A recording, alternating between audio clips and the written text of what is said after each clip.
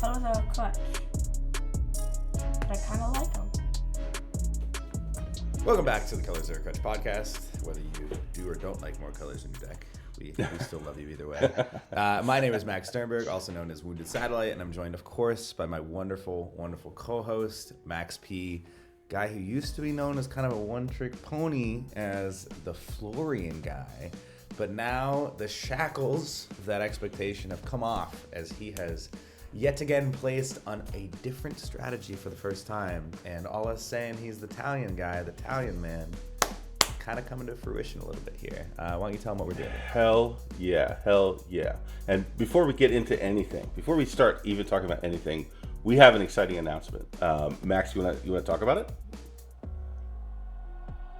This is big news. This is really big news. We are no longer just Colors Are Clutch. We are now Colors Are Clutch, sponsored by Eminence. If you don't know who Eminence is, just to give you the quick lowdown on their relationship with the CEDH community. If you've ever taken part in Mox Masters, Chaos, After the Peak, any of the large in-person events that are 100 plus people, Silicon Dynasty, Punt City, TopDeck Expo, the Cookout, all those large in-person events. Even if your local LGS has run some events and you've seen those software on like TopDeck.gg where you have to go look at the brackets, that is the Eminence software. That is the command tower software that they run. And then they also host all of those large in-person events like the TopDeck Expo, the Cookout, Punt City, Silicon Dynasty, all of those. So absolutely honored to be reached out to them by them. It was the easiest decision we have ever made in our lives because we literally already talk about their events, and we already love their events, and we already love their software. It's stuff that we've appreciated from day one.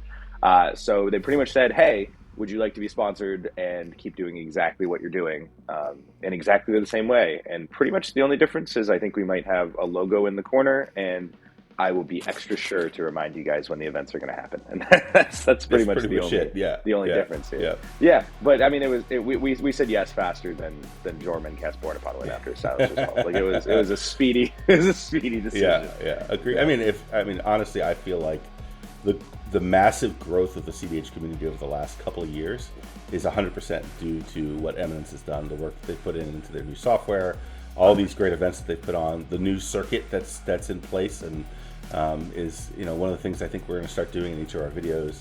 I didn't even tell you this, Max, but I thought about this last night. Is we can give you a weekly update on where the leaderboard is, so you can see who are the top 10 players. Has there been any movement? Is someone moving up the ranks or down the ranks? We can highlight that a little bit because it's going to be really fun to track that as the year goes on. Monthly update. Sorry, monthly update. Yeah. Because there aren't enough events to do. Okay, you know what I mean. There's fine, little LGS fair. Stuff. Or if anything changes drastically for one reason or another. Yeah. But which, by the way, we are sneak peek both in the top 10 at the current time. We sure are, and that brings us to what we're really going to talk about today, which is first of all, Max and I met for the first time in person. We went down to Atlanta to the TopDeck Expo run by Eminence. This was the largest CDH event in North America in CDH history. It was over 200 people registered for the event. We went down there, we played our asses off, and we both top 16, both of us. Can you believe I'm taller than him? I had no idea. Yeah. Yeah. Yeah. You may have been slightly ahead of me in the final standings, but that's where the height difference ends. But yeah. Yeah. Sorry, I thought we were going by golf scores. Yeah. So what we're going to do is we're going to kind of talk about the event itself, the experience of going down there and playing, some of the stuff around the events, and talk through our games and matches, and what went well, when did we punt? There's a couple of that, and just kind of try to bring you into what we experienced while we were down there.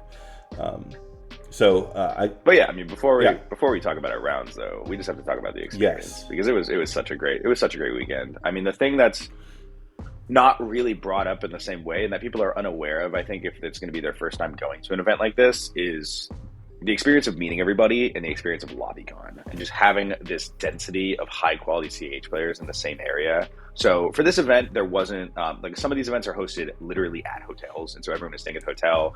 This one, everyone just stayed at the closest hotel. So LobbyCon was just at the closest hotel, which was Hampton something or other, and it's amazing. I mean, you walk into this lobby and it's wall to wall. Every single table is taken up by CEDH players, and it's all the people that like you would love to see. It's all of your friends.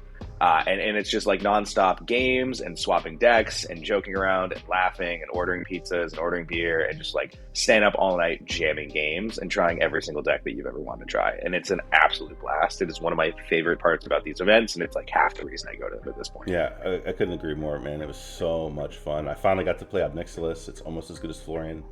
I got to play Elevir. I finally got to play Florian. Florian's almost as good as Obnixilis. Yeah. You liked it. You liked it. I saw your eyes. You I enjoyed did. it. And you enjoyed it. Did you see the smile on your face when you were exiling cards with Kadaric Parasite? I won't even deny it. You were like, this is crazy. It was awesome. It was awesome. I'm not going to lie. It was awesome. Yeah, I had a great time. Yeah. So it was a fantastic time. You know, and there's a lot of ways to do it. You know, we went down with a bunch of us and stayed at an Airbnb nearby. So there was 6 of us in a house, and we were playing, you know, when we weren't playing at LobbyCon, we were playing at the house. So fantastic experience all the way around. The tournament itself was hosted at a place called Charlie's Collectible Card Show, which is right in Stone Mountain, Georgia. And it's basically this giant warehouse that's been converted into a spectacular game store. Not even a game store, it's like a everything collectible store. You walk in, they've got like collect sports memorabilia, they've got Pokemon, they've got I even saw Garbage Pail Kids. Aging myself here, but it was spectacular. They're a new store. Yeah, brand new. They are brand like new. a relatively new store, new environment. I mean, they're going to kill it with how much work they're putting into it. Like they clearly have a passion for it, and they really want to make it work. I mean, the giveaways they were doing just to like get people interested at the start. They were giving away like high quality like satin deck boxes and like nice binders and like. Yeah, they're doing their best to insert themselves as a place to go, and they did an excellent job. And from what I understand, they're going to run it back. So sometime, supposedly in February, there's going to be another event there. So keep your eyes peeled. But it was spectacular. We showed up there, early in the morning, a good bit before the first players meeting, and we're like, oh, we need something to eat. And I would be remiss if I didn't call out that there is this crazy, amazing little restaurant hidden inside of the gas station next to the event. It's called, was it Angie's Chicken and Fixins? Is that what it's called? No. It was called Angie's Place, and it said, I think it was Southern Comfort Chicken and Fixins. Yeah. And let me tell you, it's just food. You look at it, you look at the menu, you're like, oh, it's chicken and biscuits and eggs and bacon and cheese, and, the basics. And you're like, okay, I've had these ingredients before. I know what this should taste like. I know the exact quantity of love I should feel in every bite. Not close. This is by far the best bacon, egg, and cheese biscuit I've ever had in my life, and I can't explain it properly. It's one of those things you have to taste. It's almost like, I don't know if you've ever been to a tropical country and you've tasted the fruit and you're like, wow, how is this pineapple so pineapple? How is this banana so banana? Angie's Place, how is this bacon, egg, and cheese biscuit the greatest bacon, egg, and cheese biscuit I've ever had? It's not close. It's nuts. Honestly, it's nuts. It's not close. If you're down there, you just got to go get one.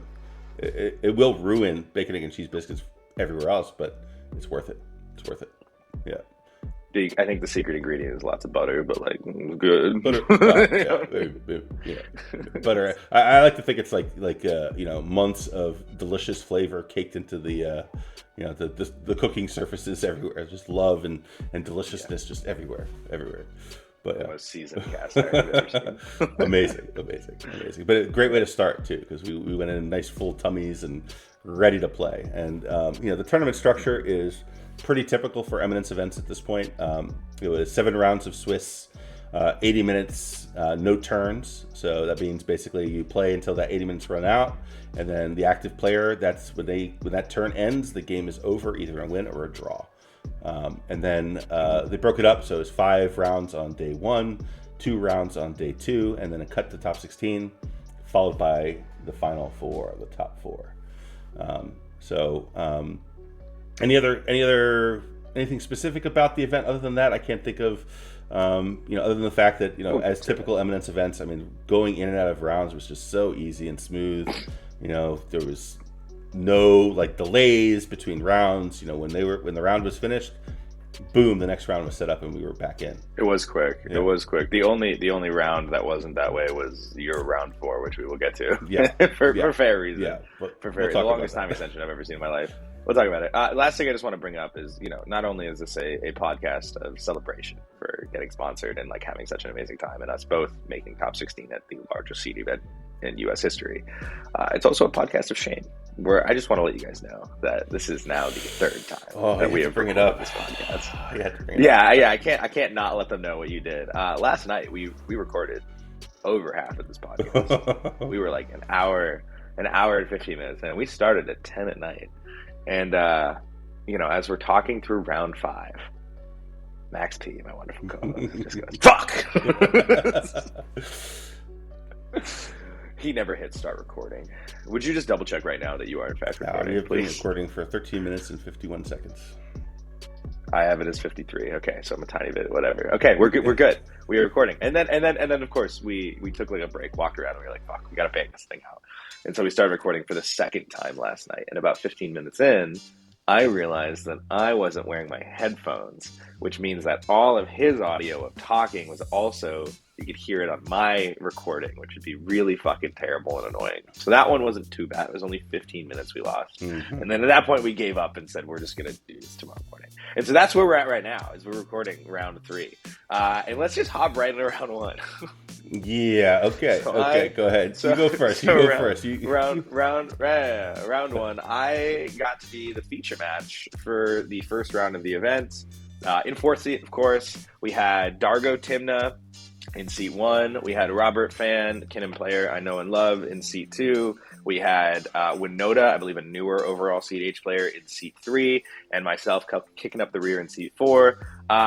Seat 4 sucks. I, for some reason, always start every tournament in seat 4, though the one advantage that I will say, it is very, very important to get a win in your first 2 rounds in these events so that your tiebreakers can be solid for like getting into top 16.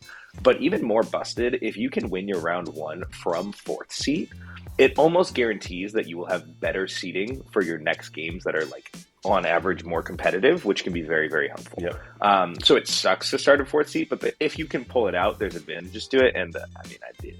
So my game, I kept a Mulda 6, Island, Mana Crypt, Soul Ring, solid mana hand. Didn't have both colors, but I was just like, I'll be able to cast if I draw. And had Force of Will, March of Swirling Mist, Endurance. So a couple key pieces of interaction that I felt were really good against pretty much every single person at the table. March being amazing against Winoda, also being able to stop Kinnan lines, Force of Will obviously stopping anything, and Endurance being like just such a good card for stopping a breach line out of Tim to Dargo, which I figured is both the fastest deck at the table and the run play. So, game went well.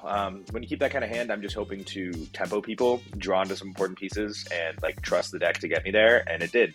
I drew a green land, I drew a Psych Rift, which on like turn 3, I just said fuck it, or like turn 3, I overloaded a Cyclonic Rift and played an Elf, and was just like, okay, I'm just gonna triple time walk all of you guys, get down a little more mana, and then was fortunate to top deck a Seedborn the next turn, and was like, okay, off to the races, and just tempoed them out of the game. A lot of times my spins are quite bad in tournaments. I've talked about that before. Not this game. This game they were fucking amazing. I just hit straight Wandering Archaic into Tide Spout, into Hullbreaker, into Nezahal, into Con Sphinx, into Clone of Con Sphinx. It was just like game is over. It took a minute to get there because I didn't have a win in hand, but after I drew the cards off the Con Sphinx and I had the Hullbreakers and Tide Spouts to just make sure that they could do nothing with anything they wanted to do, the game was quickly over and felt good. Felt great to just start off 1-0, and you also have a pretty similar experience. I did. And before I go into it, I just want to say, you were on Kinnan again as usual. I don't think you did anything crazy new other than you were running Trinisphere, right? I think that was the only difference between this and your last tournament. I've been running Trinisphere since the Invitational, which I think is like one of the greatest cards ever in Kinnan now. I think the most overperforming card I've ever tested. The only difference between my deck currently and the Invitational is March of Swirling Mist, where I took it out like literally 5 minutes before the tournament started, the Invitational, for Lawan, just because I got a view of that meta. It was like, Lawan's going to kind of dunk in this meta. But for the actual large event here, where I had no view of the meta, I just Druid March again, and March has been great. Yeah.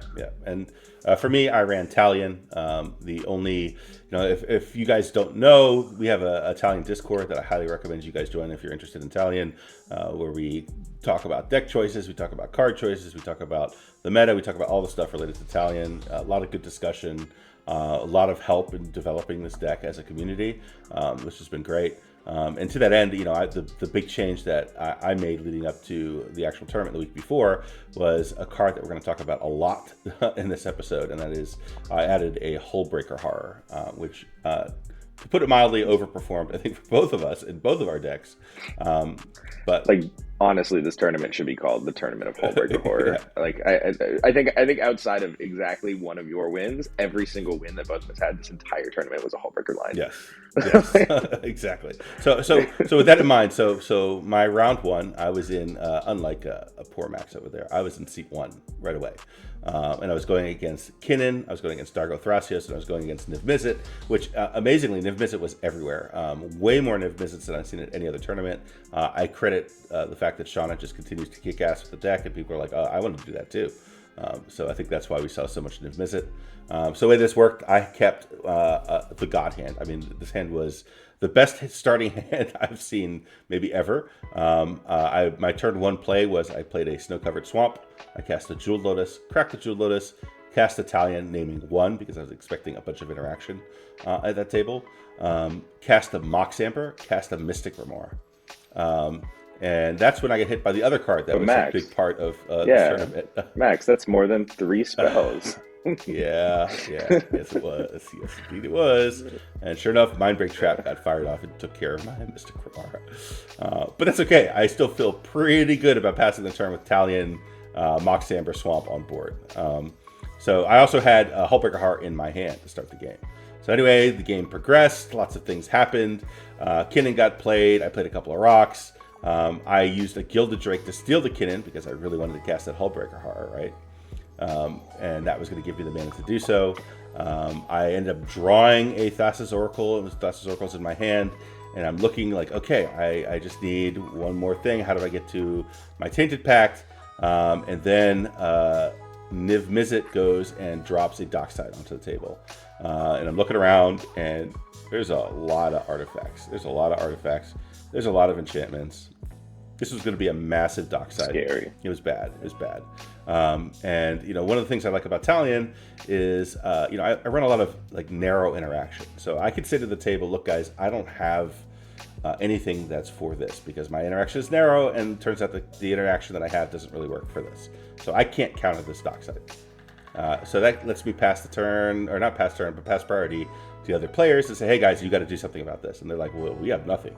We can't do anything to interact with this. I'm like, okay, that's a really good interaction. I mean, really good information for me to have. Okay, I pass priority on the Dockside cast. Dockside resolves. Dockside trigger on the stack. I cast the Trick Bind that I was holding in my hand, which completely blows out the Niv Mizzet player. I actually talked to him after the game. Actually talked to him yesterday, and he was like, I had 1,000% had a protected win on board if I had gotten all those triggers. Wonderful. Dockside is scary. Dockside is really scary. Yeah, really scary. Less scary with the Trick Bind in hand. I think not enough people counter the Dockside. Right. Like enough people are like, oh, I'm just going to counter what they do after the Dockside. No. Yeah, counter the Dockside. Too late. Yeah. The Dockside is the enabler. It's too late if you let the Dockside resolve a lot. Yes, that's why Stern Scolding and Spell Snare, good cards, really good cards. But in any case, so that got stymied. Niv Mizzet was basically completely blown out at this point and did almost nothing for the rest of the game, unfortunately for them. But I went to my turn. I don't remember what I did. I did something. I've got that Hullbreaker Horror set up to go. I passed the turn over to the Kinnan player. Kinnan player plays a Perplexing Chimera. And I'm like, shit. Okay, Perplexing Chimera is going to stop me from being able to win. How do I get rid of the Perplexing Chimera? I'm like, well, I do still have this Hullbreaker Heart, and I'm sure he would like a Hullbreaker Heart. He goes to kill the Kinnan, and we have a little discussion where his plan is to just recast Kinnan. He only has 2 other cards in hand at this point. And I'm like, oh, well, I guess gee whiz, golly gee, I guess I need to use this mana now. I cast the Hullbreaker Heart. And he's like, oh, Hullbreaker Heart. I'd like a Hullbreaker Heart. and he does the Perplexing Chimera swap and takes it. Which I will say, as a Chimera enjoyer, that's like the most annoying spell you could have cast. I'm very good at not letting my Chimera get baited. I've worked on that over time. Like, you do have to be very careful about not letting your Chimera get baited. Hullbreaker Horror is such a difficult one because obviously it's an incredible spell for you, which we've talked about his mana setup. He wasn't ready to win with Hullbreaker, which kind of sucks. But like, the fact that the Hullbreaker is on board, if he doesn't take it with Chimera, the Hullbreaker inherently provides you an answer to the Chimera because you can just cast any spell in your fistful of cards and just bounce the Chimera. Right. So you're in an excellent position to win either way, whether he takes it or not. So that is kind of a spell you like have to take, which sucks. Right. It's a win-win for me at that point. If you take it, yeah, that's great. You took the bait. If you don't take it, great. I have a Hullbreaker Horror. So either way, it was a really good situation for me. So Hullbreaker was extremely important. So he's tapped out. He has 2 cards in hand. Passes the turn to the Dargo Thrasios player, who's at this point locked out by the fact that I have a Weathered Runestone in play, and they very clearly want to go for a graveyard type line, probably with presumably with Underworld Breach, of course. So they go and they cast a Gilded Drake to take the Hullbreaker Horror, which I'm fine with this. I know based on what they have in their hand at that point, they only had like 1 card at that point. They weren't going to set up a loop. They didn't have any other artifacts on the battlefield that were going to do anything. So I wasn't worried. Fine. Sure, that resolves. Okay. Turns move. Niv Mizzet, who's blown out, continues to do nothing because they can't. They have no mana. They have nothing. Goes to my turn. I have a tutor in hand at this point. I have the Thassa's Oracle in hand. I have a handful of counter magic. I'm pretty sure I can fight through even that Hullbreaker Heart at that point, especially because I have a cool little Perplexing Chimera on board. So I proceed to cast my Thassa's Oracle. The player with the Hullbreaker Horror goes and Boseju's the Perplexing Chimera, which I'm totally fine with. Sure, it's 1 piece of protection down, but that's fine. I cast my Tainted Pact. Everyone tries to interact with me. We do a nice little stack war, and I just have more gas than they do. I'm able to fight through it all. Tainted Pact resolves. I go down to 1 card because I still have Talion in play, which is, when you're doing Thassa's Oracle lines with Talion, you have to be very deliberate. You can't just slam it and try to win the game. You will lose. So I went down to 1 card, which works because we've got 2 blue pips on Thoracle. We've got 1 blue pip on Talion. Unless they can remove both through my interaction, I'm good. They can't make me draw 2 cards based on the amount of mana available and cards in hand. So I win the game. Yep. We should have a conversation at some point about how to handle like Chimera stack wars, because there's very important intricacies there to like run that properly. Oh, sure. I'll be the first to admit I have no idea what I'm doing with the Chimera. Yeah. Very, very important that obviously they remove the Chimera quickly, but it's less protective there than you think for stack battles unless you get into counter wars, because it can't stop an individual counter. Right. So it is really important to especially if you have a Chimera on board and you cast your Thoracle or Tainted Pact and they respond to it, you want to respond on top of the Chimera trigger. Because if a stack battle happens with all these players, you just keep responding on top of the Chimera triggers. And then let's say you get to a position that they hypothetically win that stack battle. You can, okay, now I'm going to start saying yes to the Chimera triggers. And you can take each of their counter spells because it's a giant stack of your Chimera triggers. So you can just take every single one. That makes sense. Which is hilarious. Yeah. So they did need to get rid of the Chimera for a stack battle, but for individual counter magic, it doesn't work. Yeah. Makes perfect sense.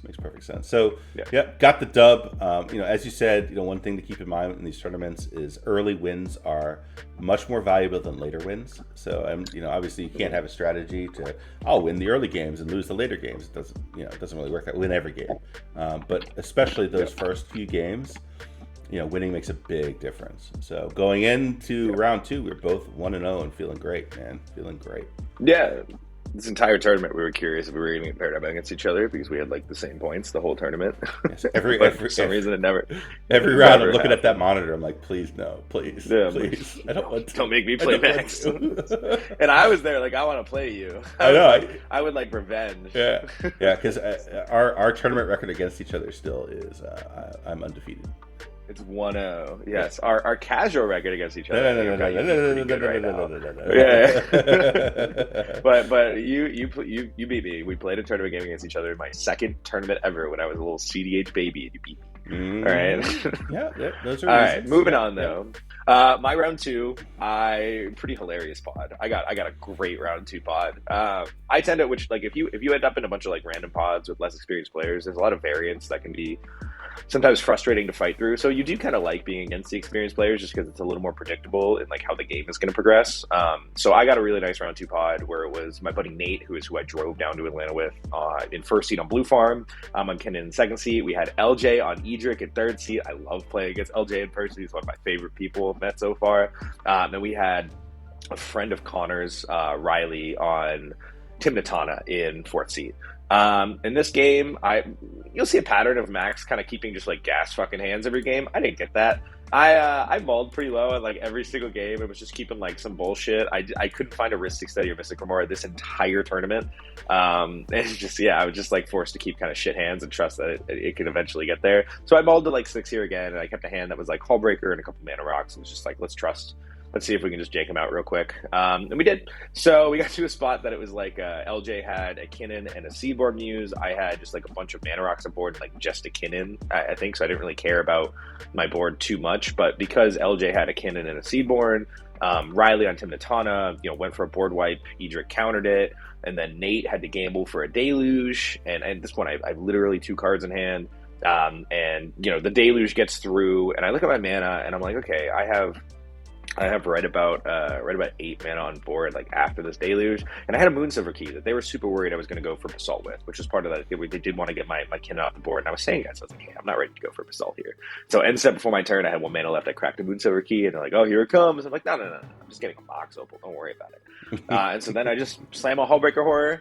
Slam a Mox Opal. You guys got anything? They're like, nope. I'm like, all right, good game. So, kind of a quick one. Worked out. Super nice to start off 2-0. Felt fantastic to start off 2-0 at this tournament. Feel bad that I got my buddy, which Nate was even telling me after the game. He was like, I fucking knew it in my bones. he was like, I passed the turn to you and I knew you were gonna win. I was like, I had 2 cards in hand. How would you know I was gonna win? He was like, I fucking know you. I knew you were gonna fucking win. And I was like, anytime the Kinnan plays, I'm just going to get a Mox. You're in trouble. You're in trouble. No, Danger. At that point in the game. Well, so my argument for it was I had like a Grim Monolith and like 2 lands and like a couple of mana rocks, and so it was actually like I didn't have the mana to like Kinnan and then Basalt and then do anything, because it would have just been only colorless mana left. So I was just like, I'm just gonna get a Mox Opal here and develop my mana a little bit. yeah.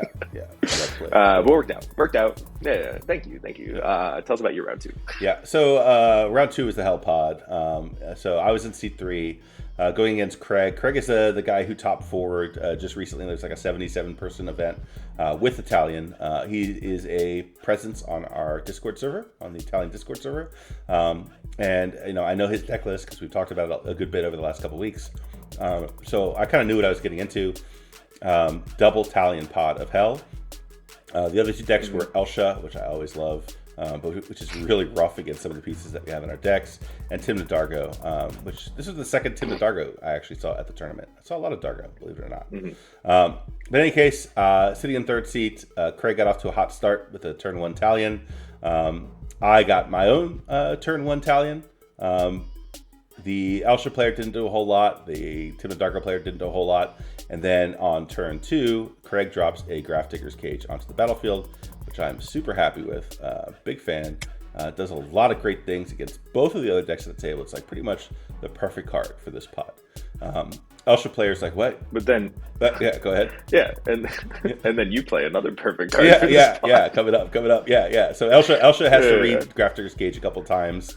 Looks like kind of a little bit pale, looks a little unhappy.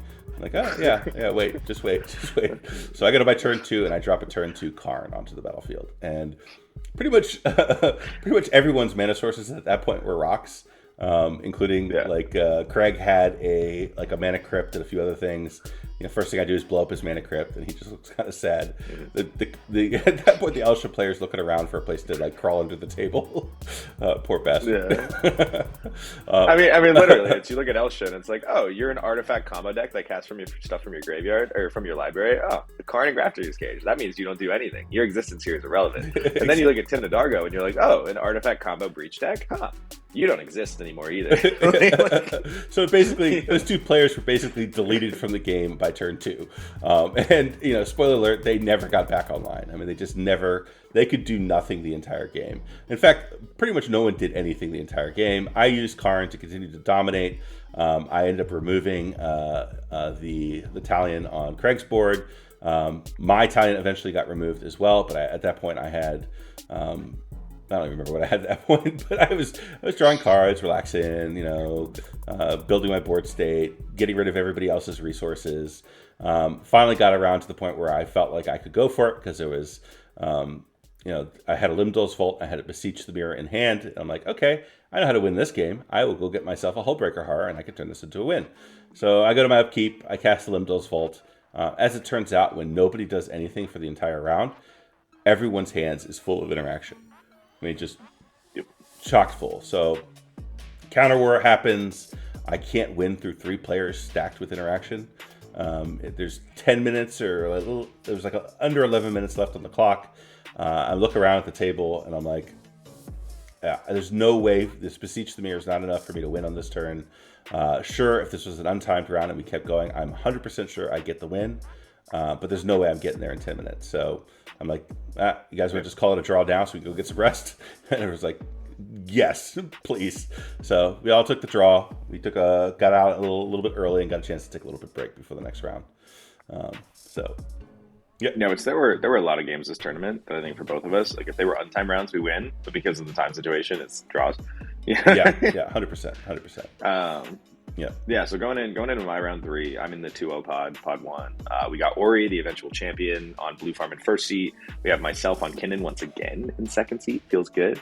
And then we have Victor, who ended up top 4ing on Kinnan in third seat. And then we had, who was fourth seat? We had Peter on Niv Mizzet in fourth seat. The one thing I want to shout out with Peter is his Niv deck. He had these, what is it called? Targets? 3D printed. Yeah.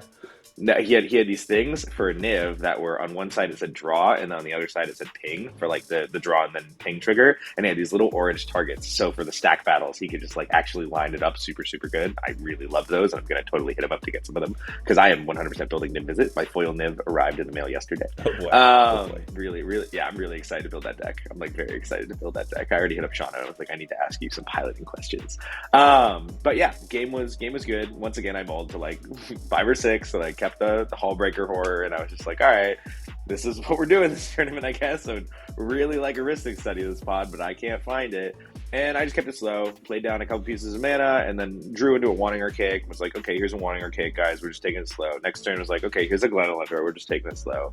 And I get back to my turn around the table at that point, and I have like a good amount of mana on board because like my land was Gaia's Cradle and only in like 2 total blue sources or something like that. I had after I cast a Hullbreaker Horror, I had like 2 other blue sources, so not a ton. My only cards in hand were Beseiju, Psychrift, and the Hullbreaker Horror to start my line. And so I get to my turn, and it's like Kinnan has 1 mana, Niv Mizzet has 4 mana, and Blue Farm has 0 mana. And I'm like, okay, Wanting Archaic, Glenelender, let's shoot a shot here.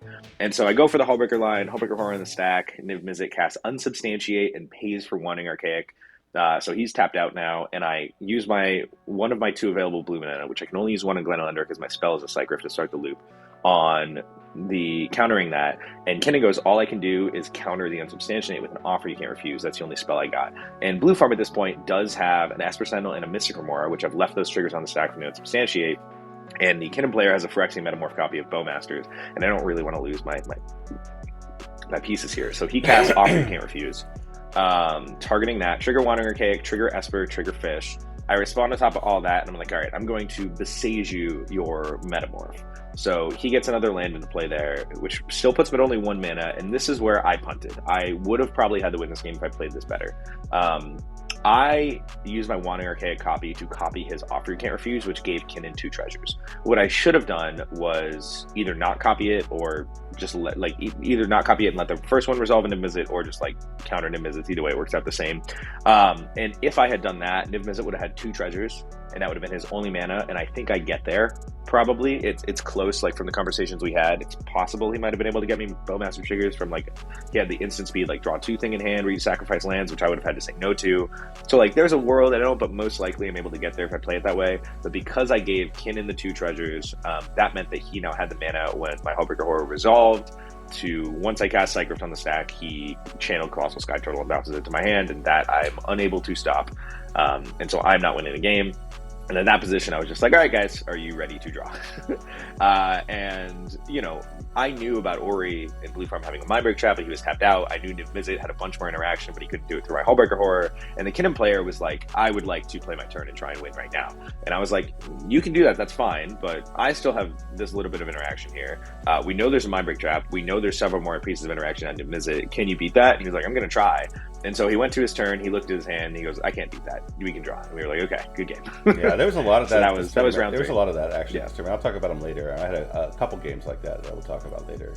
But yeah, forced sort of, I call them like almost like forced intentional draws. So it's kind of interesting. Yeah. Which I'm not a huge fan of, but it's like it's the reality of timed rounds where sometimes that just occurs. And also like it can get better, especially because we were all the 2-0 people. We were just like, we know we need to get some draws anyway, rather than having this game get to this like really fucked place. Because if everyone, when time gets short and people are like, I have to go for wins, what happens is if you feel forced to go for a win when it's not actually your window and you get stopped, it completely enables someone else to go for a win. Right. And so when those game states happen, a lot of times someone gets the win that like realistically shouldn't have been able to win if the game was played quote unquote like properly when there wasn't a time restriction. Right. So like taking the draw there just makes sense rather than like just handing somebody the win. Right. Yeah, absolutely. Yeah. How was your round 3? Yeah, round 3, I was in seat 1 again. Haha, love it. But I was going against, one of the best players in CDH, period. And that was Shauna on her Niv deck. Always makes me nervous when I'm playing against Shauna. She just plays so tight, does not make mistakes, is on top of everything. You better keep your shit together when you play against her, or you will lose the game. So, like I said, I was in seat 1. I got a pretty early Talion. I think it was turn 2. I don't think it was turn 1. I was going against the other 2 decks were Tivit and Sisay. As it turns out, this was a Sisay deck that was not on the Planeswalker lines, which does turn out to be relevant because I did end up putting a Grafdigger's Cage into play, which normally isn't that effective, as Max explained to me. I don't know Sisay as well as he does. But basically, Grafdigger's Cage works much better against a deck that doesn't have all the Planeswalkers built into it because Grafdigger's Cage doesn't stop Planeswalkers. But in any case, I'm holding up a Gilded Drake and just waiting for the Tivit player or the Niv Mizzet player to play their commander so that I could take it. So I'm holding up that Gilded Drake and just waiting for Tivit or Niv to come down. As it turns out, Shauna also had a Gilded Drake and was waiting to do the same thing. But she was stuck at 5 mana for pretty much the whole game. And Tivit was being stymied by a Stern Proctor that had been played by the Strict Proctor. Strict Proctor. Which is ETBs still work, but you have to pay 2 mana for them to work. Right. But if you're playing a deck like Tivit, it's just really rough. Your Tivit's not going to, you have to. It's now an 8 mana commander basically, so it's very difficult for them to do what they're trying to do. So Tivit has kind of pivoted their game plan, and they played an Urza Saga. They're creating Karnstructs. They even Savin's wrecked the Urza Saga back. So they were really pushing that Karnstruct plan. Yeah, and they were beaten down pretty hard, specifically on Sisay, because both Sean and I were kind of pushing him in that direction. Because we're like, oh man, at any point, if that Grafdigger's Cage is gone, that Sisay is just going to start activating and the game is over. Which is true, 100% true. Yeah. Right. So beatdown's going hard. He's getting, his life total is getting really low. And we get to this one turn where he's on the verge of death if he doesn't do something about the problem. And he wants to play a Teferi, the 3 mana Teferi, the one that says nobody can cast spells on other people's turns, basically, or there's no instance at all. And everyone's like, wait, what are you doing? I look over at Sean. I'm like, oh, you want to give Shauna a protected turn with your Teferi, or are you trying to get a protected turn so that you can win? He's like, I cannot win. There's no way for me to win here. I'm just trying to, stay alive, and I want to bounce a Karnstruct. And not die. We kind of go back and forth. Sean is like, I swear I don't have a win. I don't have enough mana to win. I'm just going to play a mana rock and pass, and we need you on your turn. Just make sure you kill that Teferi. Right? And I think a lot of this was possible because they look at the Talion deck, and Talion's not a big combo deck, so they're just not expecting Talion to come out of nowhere and just win the game.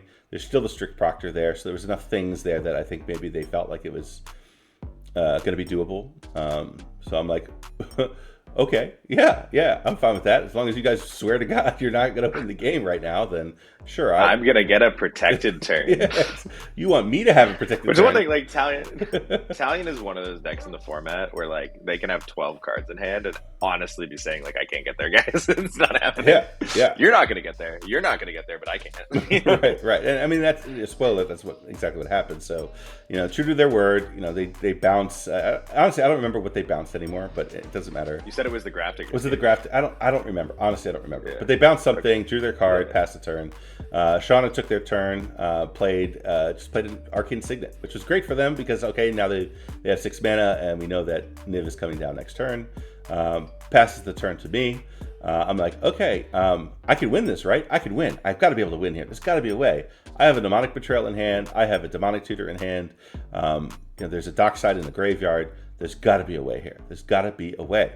So I go and I start doing things. I Mnemonic Betrayal. I cast my Tutor. I cast the Dockside. Have to pay for Strict Proctor. Do some other things. Have to pay for Strict Proctor for I don't even remember everything. But I realized I literally can't get there. In spite of having all of these resources, the win wasn't there. But I did anyway get the Hullbreaker Horror. I ended up putting the Hullbreaker Horror in play because I had a floating mana to do that.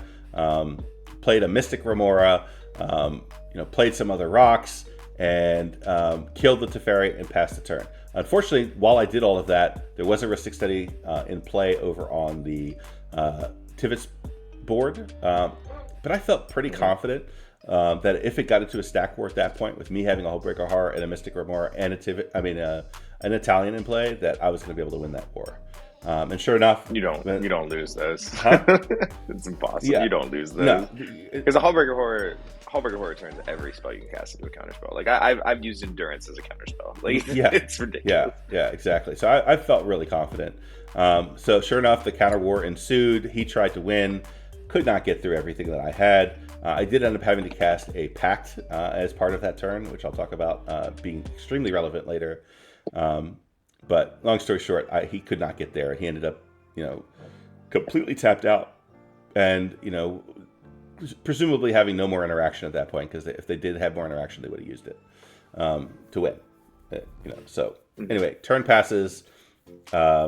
Sisay can't get there. The other thing that happened during that turn is while I'm countering things, I'm also bouncing things on other people's boards. So all of the constructs are now gone. Sisay is gone. I bounced Shauna's Arcane Signet, which she was very sad about, set her back again. So at that point, I felt pretty confident I'm getting back to my turn. Sure enough, Sisay basically does nothing. Shauna goes and replays the Arcane Signet and doesn't have anything else. Turn goes to me. I'm like, okay, game time, right? I completely forget about my pack trigger. Just spaced, didn't think about it. I'm looking at the clock, thinking about the time. How do I get this win quickly?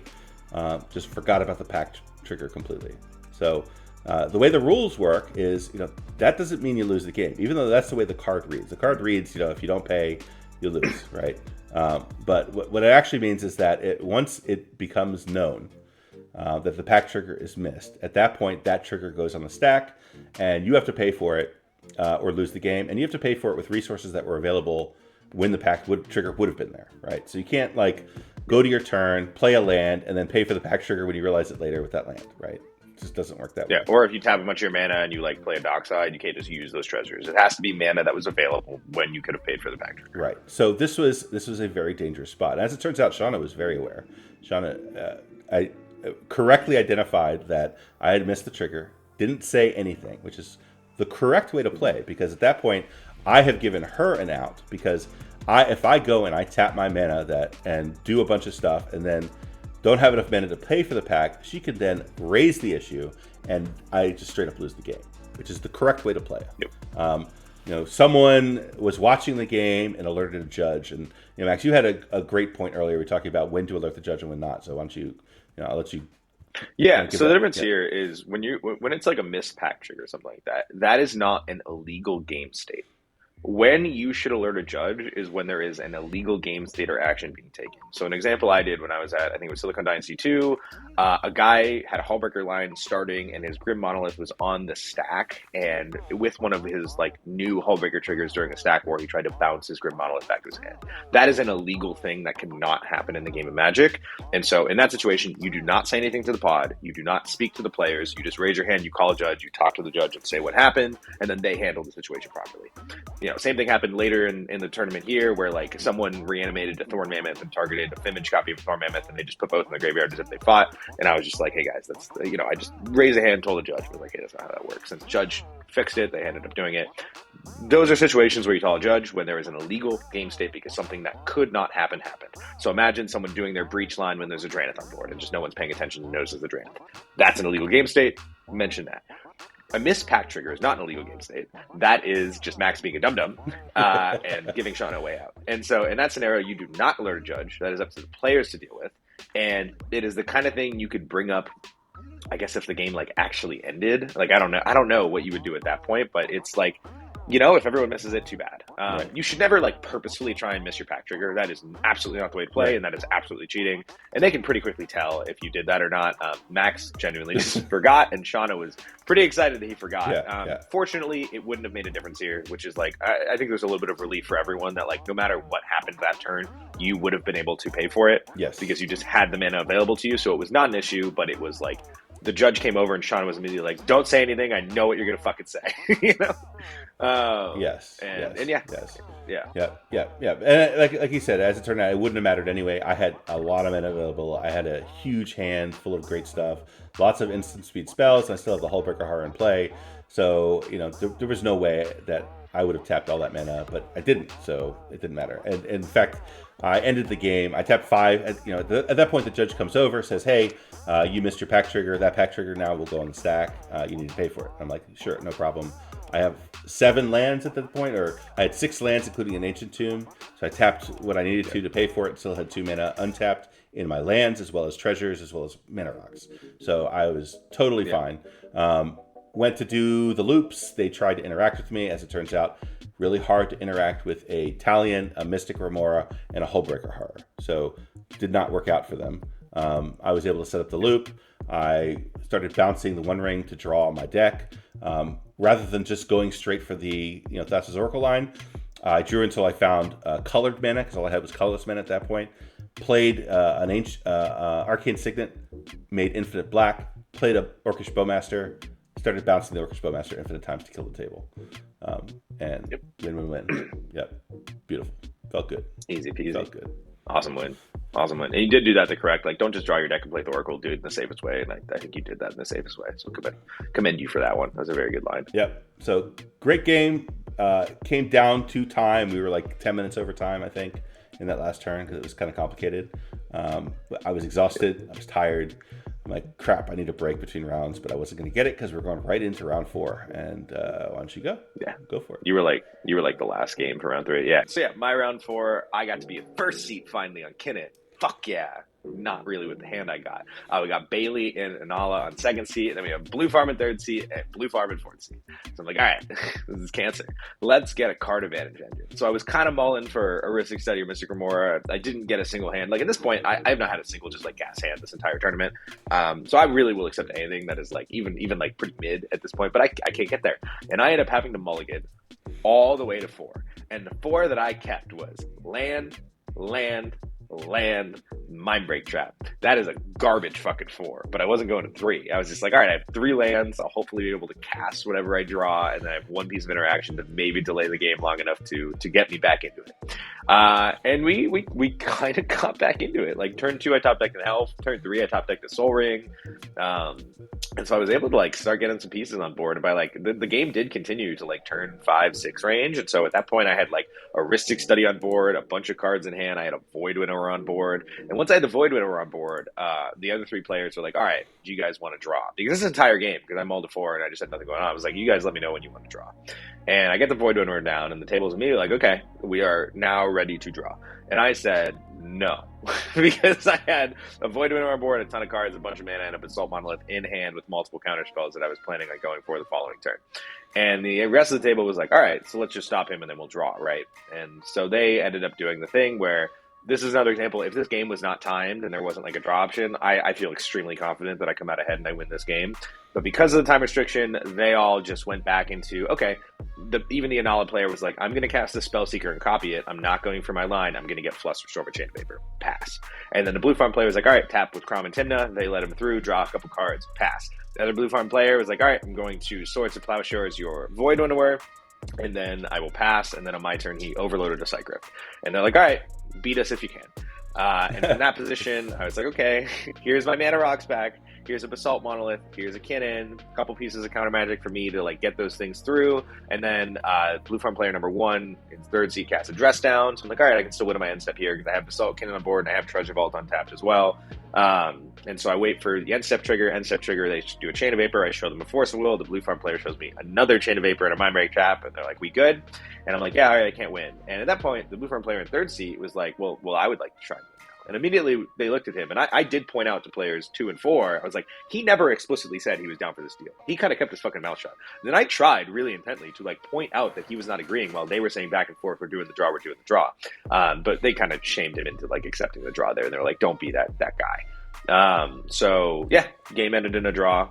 Again, I think I could have won if it was untimed, but Yep. that's the shitty thing about these like forced intentional draws. Especially like I was pretty proud of myself from coming back from a position of land, Mind Break Trap to like actually be dominant in that game. I did get some like commendments from the Blue Farm player in third seat after the game. He came up to me and he was like, I just want to say like that was very impressive and wild. Like you became the threat so quickly. And I was like, yeah, deck's kind of good. Deck's fun. But yeah, it was another intentional draw for me. So now I am 2-0-2, which is pretty frustrating. I was really wanted to win round 5 because in this position, I know I just need like one more win and I'm in great shape. Right. So starting off 2-0, I was feeling so good, and going through 2 long games that like resulted in draws from the table 3v1ing me was like a little frustrating. But yeah, we keep pushing forward. How'd your round 4 go? Yeah, so you mulled to 4. I also mulled to 4. But I was in seat 4, which was actually, as it turns out, seat 2. And the reason for that is at the beginning of the round, we all got deck checked at our table. And that deck check went on to take a whopping 47 minutes to come back. And the reason for that was there were a couple of violations in the deck. I was playing against Caveman, who ended up making top 16 on Timna Crom. And he had Red Elemental Blast in his deck, but actually a Pyroblast in his deck list. So that caused him to take a turn skip. Which basically means which is obviously a simple mistake. Yeah, I mean, it was like a nothing as far as I'm concerned. So that moves him from seat 1 basically to last, but no Gemstone Cavern. And then the other player was a Timna Crom. His deck came back fine. In third seat was Victor, who ended up making top 4 on Kinnan.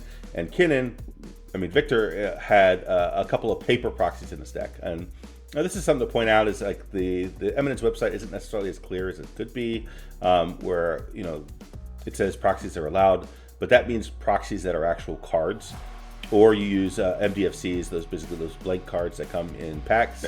You can write the card information on it.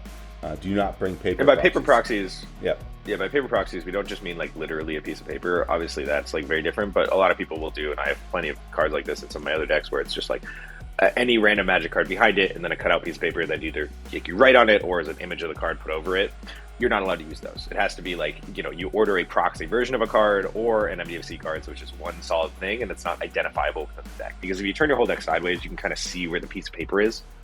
So if your whole deck is built that way, it's like kind of fine, but not allowed in the event either way. So you just make sure it is an actual proxy of a card or one of those MDFC cards that comes as like the token slot. Right.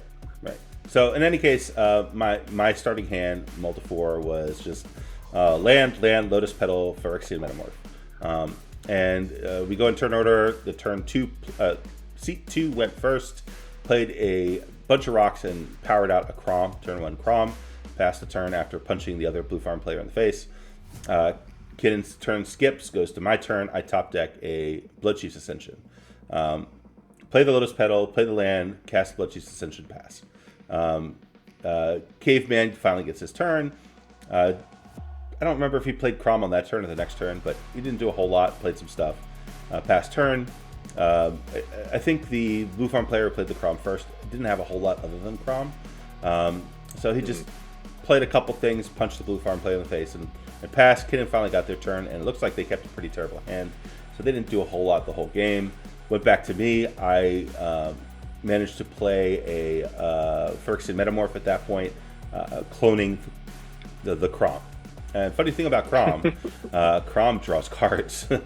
So, and drew a lot of cards in that game. So, but I kept falling back on the fact that I had multi-4. Like every time there was interaction needed on the stack and everyone looked at me, I'm like, dude, I'm multi-4. Something needed to be removed. They looked at me, I'm like, dude, I'm multi-4. What do you want from me?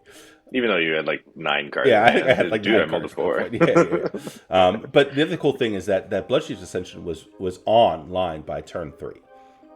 Which was fantastic because it was just slowly bleeding the other players out, starting to limit their actions. They had to start being cognizant of it. I then got a Talion on board. Talion added to that problem. The Talion actually got cloned by Caveman. So now there were 2 Talions in play. There's a Bloodchief's Ascension in play, and people were just bleeding out pretty hard. The Blue Farm player, who was in second seat but really first seat, decides to go for a win.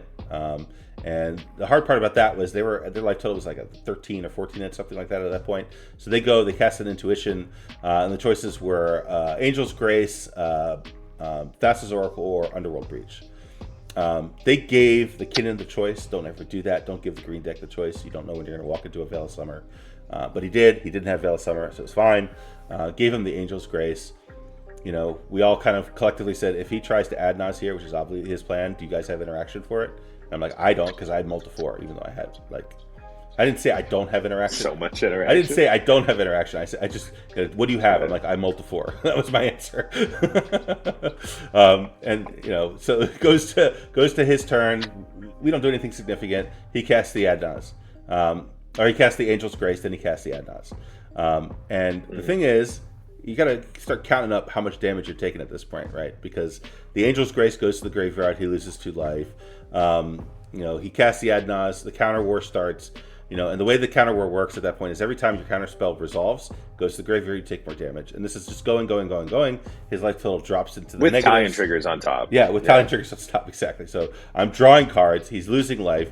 He drops down to like -6 or something like that and loses the counter war. And at that point, he's dead. Passes the turn, dies when the turn ends. Goes to Kinnan. Kinnan doesn't really do a whole lot, and he tries to do some things.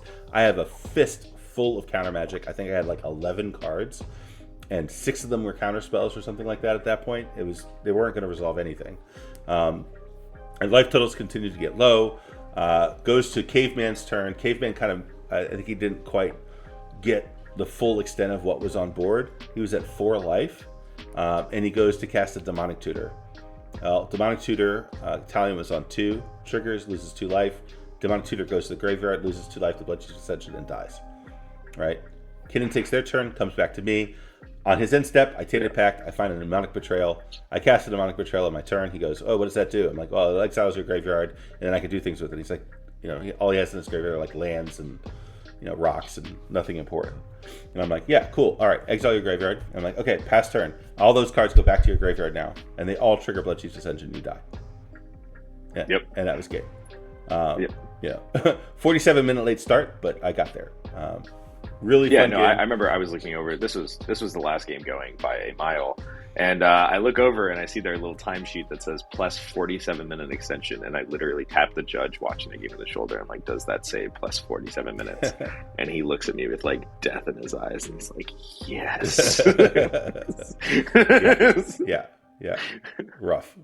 No. But we were only like 20 minutes over time. So 20, 25. Yeah. So we would have finished the game in time, without the extension. So, it wasn't, we didn't go to time, put it that way.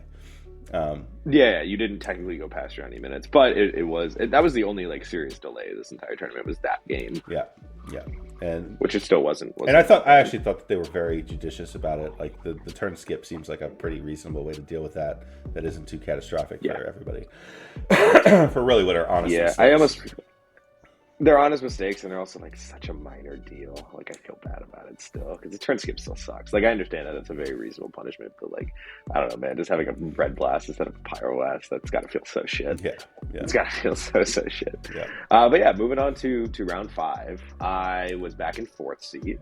I had Connor on Rogsai on the play. I had Alex on TNT, Timna Thrasios, who ended up in top 4 in 2nd seat.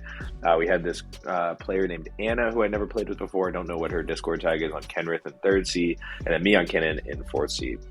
And I remember I played against Alex in Silicon Dynasty 2, and he's really good at egging people on. And Anna was a player who clearly had like some pretty serious Kinnan PTSD. Even when like I was talking, like I had Kinnan and like 2 cards in hand and like 4 mana, and she's like, "We got to deal with this Kinnan," and Alex is like, "Yeah, we have to deal with this Kinnan." I'm like, "Come on, guys!" But I kept a hand. I kept a 7 that was a 0-lander. I think this was like the only 7 I kept the entire tournament. It was a 0-lander. It was Mana Crypt, Chrome Mox, Consecrated Sphinx, Glenalendra, Force of Will, Mental Misstep, Flusterstorm was my 7 cards. Where my idea was, I have a lot of interaction. I'm in 4th seat. I kind of dig that. And if I top deck a green land, then it's land, Chrome Mox, get rid of like Glenalendra, Mana Crypt, Kinnan, turn 2 Con Sphinx was my mindset while holding up a bunch of interaction. I was like, that sounds excelente. So we keep the 0-lander. Connor plays out a bunch of rocks on Rogsai and goes for turn 1 Windfall. They all pass on it. I'm like, fuck you. So I Force of Will the Windfall. End up going to my turn, and I top deck a Mystic Remorse. I'm like, okay, that's not a land, but that's a card I will accept at this time and be happy about. So I Mana Crypt, I Chrome Mox, get rid of, I think, Flusterstorm this time, so I still have the Mental Misstep if someone tries to Mental Misstep my fish. I didn't want to get rid of the Con Sphinx yet. I figured that was kind of my way to really get back in the game. And I play fish, and Connor goes, 3 spells, my Break Trap. I'm like, all right, fuck you. And it ended up being quite funny. Connor played Rogsai Police the rest of this game because when he went for the Windfall, the remaining cards in his hand were all interaction, and his next several top decks were also all interaction. So this game progresses in a way where like he back to back is like my Break Trap, Red Blast, Pyroblast, Fierce Guardianship, like dealing with literally everything anyone tries to do. Eventually gets back to him a couple turns later, and he casts a Wheel of Misfortune. Now, Wheel of Misfortune is a bit of a gamble. I mean, you choose a number, you hope you wheel, and you hope you don't take the damage. So if you're Connor on Rogsai, where you have got a good amount of mana on board, obviously you need this wheel to resolve. Yeah. And you're looking at the table. Alex has like 2 cards in hand. Anna has like 2 cards in hand. I have like 2 cards in hand. I mean, I asked you this question, but you can just say it again. Like, what number would you say you think is safe there to wheel? You need that wheel. You need that wheel. Yeah. But I think when we recorded this first time, you guessed 11. I said 11, Yeah. Yeah. Connor picked 13, which I think is a totally Seems reasonable. good. Seems like a good number to pick there. Alex on TNT said 19. Anna said 15, and I said 15. So Alex took 19 damage. Me and Anna both wheel, and Connor looks at us with just confusion and pain and goes, "I'm not wheeling. 13 wasn't enough." So we all get a new hand. We do 1 turn cycle where like Alex immediately gets I think it was a Null Rod on board. Anna sets herself up where like she clearly wins immediately on her next turn, like deterministically, very confidently. And I just play like a couple mana rocks, and I did not get a good wheel, and I pass. And so Connor, once again passes the turn, and then Alex here goes for the win. He goes for a Thoracle line. Anna did not have anything to stop it. Is how this functioned. And so I had a Fierce Guardianship in hand. And I immediately look at her and I'm like, I will counter this, but you can't win on your turn. I want to get another turn. It's not like I had to win on my turn, but like it becomes very king-makey if I don't say anything, because if I stop Alex here, we know Anna wins immediately. And so I have to be like, there's literally no point in me countering this if you're not going to agree that I get another turn, and you can't like set up to win on my upkeep or any of that type of bullshit. Like you're just going to you can do a little bit of setup, but you can't like go too far. And she ends up like very begrudgingly agreeing to the deal. And I'm like, okay, here's the Fierce. Alex has another counter for it. And then Connor's like, okay, I will play this Pact of Negation, but rather than getting another turn, we agree to a draw right now. And Anna very frustratingly agrees to this draw because we explained, we're like, straight up, you either lose the game right now or you take the draw. Right. Which I hate putting people in that position. It was a position I was put in as well. Like it really sucks, but it also, like, it is 100%. Neither me or Connor win this game. It is Anna or Alex, and so we have to tell them, like, we can stop one of you or we can let one of you win. But we're like, there's no difference to us which one of you wins. So it's either we draw or one of you wins. We don't care either way. So she begrudgingly agrees. He does the pact of negation. And Alex has another counterspell for the pact. And so then all Connor has is a snap. And Anna's like, okay, untap my lands. I have a Flusterstorm. And we're like, agree to a draw if we do this. And Alex is like, yep, agree to a draw. Fast as possible. Let's go. So we once again drew. And after starting the tournament 2-0, feeling so good, I then had 3 long games that all just went to fucking draws. So I was 2-0-3 to finish off day 1 of the tournament at 13 points and like 12th overall in points, I think. Yeah. It was a little sad I couldn't get the 3rd win there. Tell us about. So you already have 3 wins at this right. point. I'm you were 3-0-1 at this point, so I have 16 points already. Yeah. This is a huge tournament, over 200 players. I've played a lot of tournaments at this point. Most of them at this point having 16 points means you're, especially early wins, you're pretty much locked for top 16. Not so at all as the tournaments get bigger. You need more points than that. So going into round 5, I was against the murderer's row of players. I had Peter, who made top 16 on Niv Mizzet. I had Krark Thrasios, a guy named Alex who was on that, and we had the infamous, the terrifying, the monster, Jorman on his Timna Krom deck. And I was in the lovely 4th seat in this death pod. So I'm like, this is going to be rough. And this game is actually streamed. This was a stream match, so I'll put the link in the comments for both his stream game and my stream game. You had 2 stream games that you guys can go watch separately if you like. So I won't go too deep into the game itself because a lot of things just happened. I had a Talion, I had a ring, I had a Shieldred at one point. And finally, as the game progressed, Jorman made a run at it. He cast a silence on his turn, which everyone was like, yeah, Jorman, we've met you. You're not going to resolve a silence. Sorry, buddy. So we get into a counter war. The silence ends up being countered. He still tries to go for it anyway. More counter spells, more interaction happening, lots of back and forth until it was pretty clear that everyone was gassed out. And then the turn goes to me. In my hand, I had a Thassa's Oracle. And I didn't have any more interaction, but I had, some stuff, nothing crazy. And I had a 1 ring on board. So I go to my turn, I untap, I go to my upkeep, I take my damage, I tap my 1 ring to draw 3 cards, and one of those 3 cards is a Demonic Consultation. Fantastic. And I didn't have Talion on board at that point. Talion was dead. So beautiful opportunity. Easy money. Easy win. Everyone was gassed out. Like everyone was tapped out, frankly, at that point. So this should be no problem.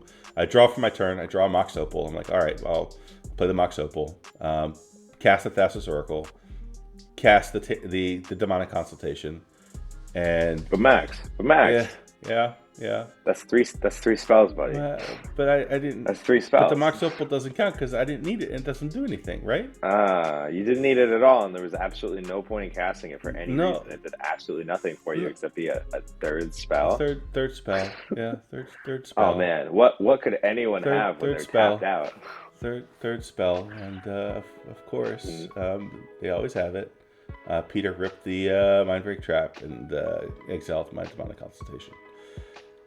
And you were very sad.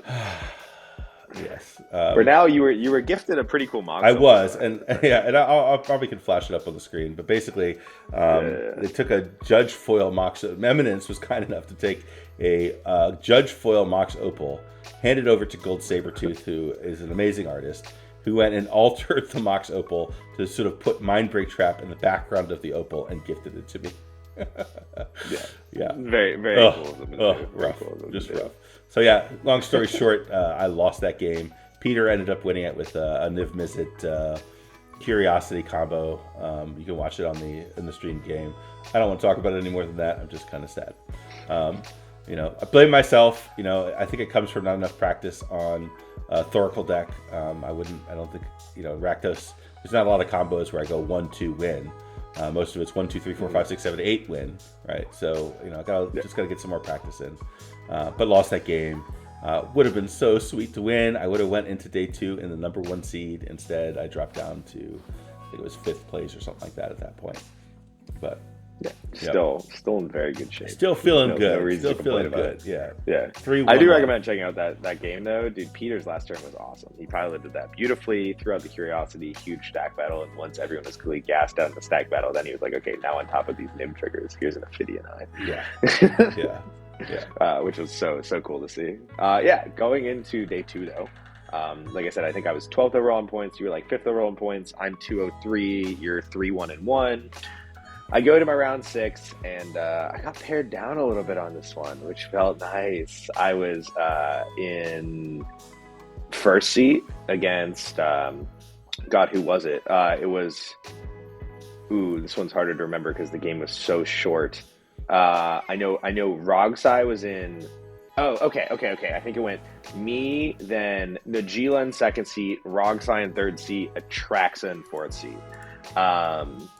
I look at my hand, it's just got mana. I'm like, sounds great. On turn 2, I top deck a Hullbreaker Horror. I'm like, sounds great. And then going in before my 3rd turn, it was like Atraxa tutored up it might have been turn 4. Atraxa tutored up a Jeweled Lotus, and I realized they were 1 mana short to cast Atraxa, so I just throw down a Rhystic Study. Everyone is tapped out at this point. I go to my turn. I play a Hullbreaker Horror. I start my line, and there is a Rhystic Study on board that I cannot pay for to do the line because I don't have Kinnan out. So it is just like the Hullbreaker mana doing stuff, or just like Grim Monolith and Arcane Signet or whatever. And it ends up functioning. Maybe I did have Kinnan. I don't remember. The way it functioned, I couldn't pay for Rhystic. I had to give him 4 Rhystic draws before I was able to have the mana to cast another spell from hand to bounce the Rhystic Study. He did not get in those draws. He ended up showing me after the game he did have a Pact of Negation, which I do completely respect him not casting there, because his position being at 11 points or 10 points where he was during that game, a draw is meaningless to him. Right. He cannot accept a draw. He has no way of getting in from a draw. He needs 2 wins.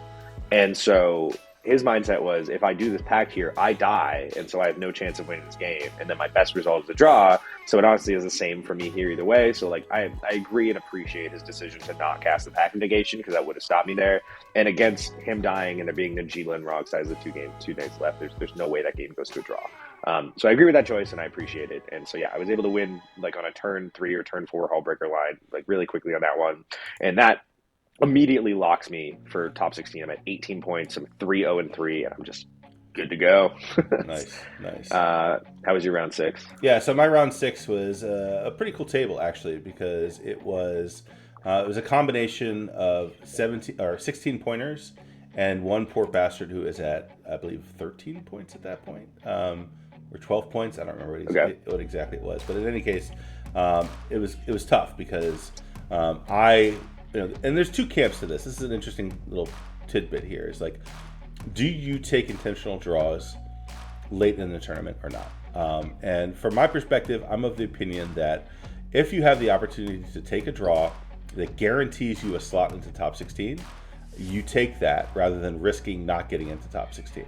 But after that, I feel like, once you've locked up your spot, games after that, I am of the opinion that you should play. Because it gives you a chance to up your seeding. It has you, it keeps you primed and ready to go for the semifinals. But I am a believer that if you have the chance to ID into a top 16, I think you take it. You agree with Matt? You don't agree with that? What's your opinion? I mean, I kind of agree. Like obviously I've done that a egregious amount of times in the past, but at this point I have kind of hit the point where I'm on team like Shawnee and Shauna and Sharky and all those folks where I'm just like, fuck it, dude.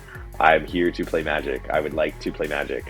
So I don't really take intentional draws anymore. Like I had multiple of my games start with people saying they would like ID, and I said no, right. Which might be part of the reason why they pushed for 3v1s against me, and that's fine. I mean, it happened to me, whatever it was, like Moxmaster September. I'm in my round 3. Everyone was like, let's ID, let's just ID. And I was like, no, let's play Magic. And I did the same thing. That's what happened here. Yeah, that's exactly what happened. Which I mean, you guys did the draw, but like, and that's fine. It locked you over top 16. Like, I get it. I do really get it. And I think in that position where all of you are just like, we just need the draw and we're all in. Like, I understand it. I really, really do. Well, in this case, Austin, who was in 2nd seed, did not have. He had 12 points at that point. So he needed. Then why did he agree to the draw? He did not agree. He did not agree to the draw. He said he wanted to play it out. You right? guys 3v1'd him. We bullied him. We totally bullied him. Because what happened is we drew our hands. Hate that. And we're like, listen, you're not going to win this game. You should take the draw, go get some mental rest, go chill out, and go win the next game, right? Because you're not going to win this one. And he was on Kenrith, and he's looking across the table. So the other people in this pod, by the way, are Kellen, who's one of my favorite human beings in Magic, otherwise known as Hebrew Hercules. Play with him all the time. Alex, who ended up in top 4. Kellen also made top 16. And the three of us are like, listen, we're going to keep hands that prevent you from winning the game. Are you sure you want to do this? And Austin's like, well, let me see. Let me at least draw some hands and think about it, right? So he draws his first 7. He's like, nope. Draws the second 7. Nope. Draws 6. Nope. Draws 5. Nope. Draws 4. Okay, I'll take a draw. So we all shake hands, sign the paper, and we go get some rest. I have to be honest, it does bother me, and I do hate that. I hate it too. Like it's gotta feel so garbage to him to like have fought to this position and be in a pod where like before the game even starts, you guys are telling this guy get fucked. Yeah, it feels terrible. It does. It feels terrible, and it's a problem. I wouldn't do that. It's a problem. I can't problem. do that. It's a problem, and I don't know what to do about it. I'm not a fan of it at all. But like I'm a big believer that they need to do Swiss rounds a little bit differently, and I totally understand that it makes sense to have the top players against the top players, but I think they just need to spread it out more. They need to have people who need to play it. I think they need to have at least 2 people that need to play in every single pod. I think that's the way to do it. That makes some sense. That makes a lot of sense, actually. Because then you don't get these egregious 3v1s, and like it's one thing when 2 people we're 3 people we're going to stop one person. Obviously, you'll never win that game. But 2 people who want to draw versus 2 people who don't want to draw, they can't just like keep hands that force the draw. No. They have to like play the game. Yeah, you're gonna. So I think that like spreading out the seeding. So like, oh, cool, you have a 10, a 12, a 16, and 17 here. Right. You know what I mean? Right. And making the pods look a little more like that, I think fixes it. I understand that's really hard to do in code and all that, but like what you just said and described to your game state, I personally am like really against that, and I don't like it. I totally respect what you guys had to do. I understand the mindset of it. I get the logic behind all of it. It just sucks. It does. It really sucks. It does. Yeah. Yeah. I don't think we need to talk about your game that you guys played for fun though. No, I won't do that. I won that game, but whatever. Yeah. Yep. So moving into round 7. My pod was quite nuts. We're all locked for top 16. Again, I'm in pod 1. I have, who was it? It was Blues Clues, Eric, who made top 4 on, Will and Lucas Blues Clues in first seat. We have Jorman in second seat on T&K. We have me on Kinnan in third seat, and we have Kellen on Dargo Timna in fourth seat. And this is a game where they immediately offered the draw to start the game. And come to find out, if I had taken the intentional draw, I would have gone into top 16 as the 4th seed overall, and I would have been on the play. So it would have been beneficial for me to just take the draw.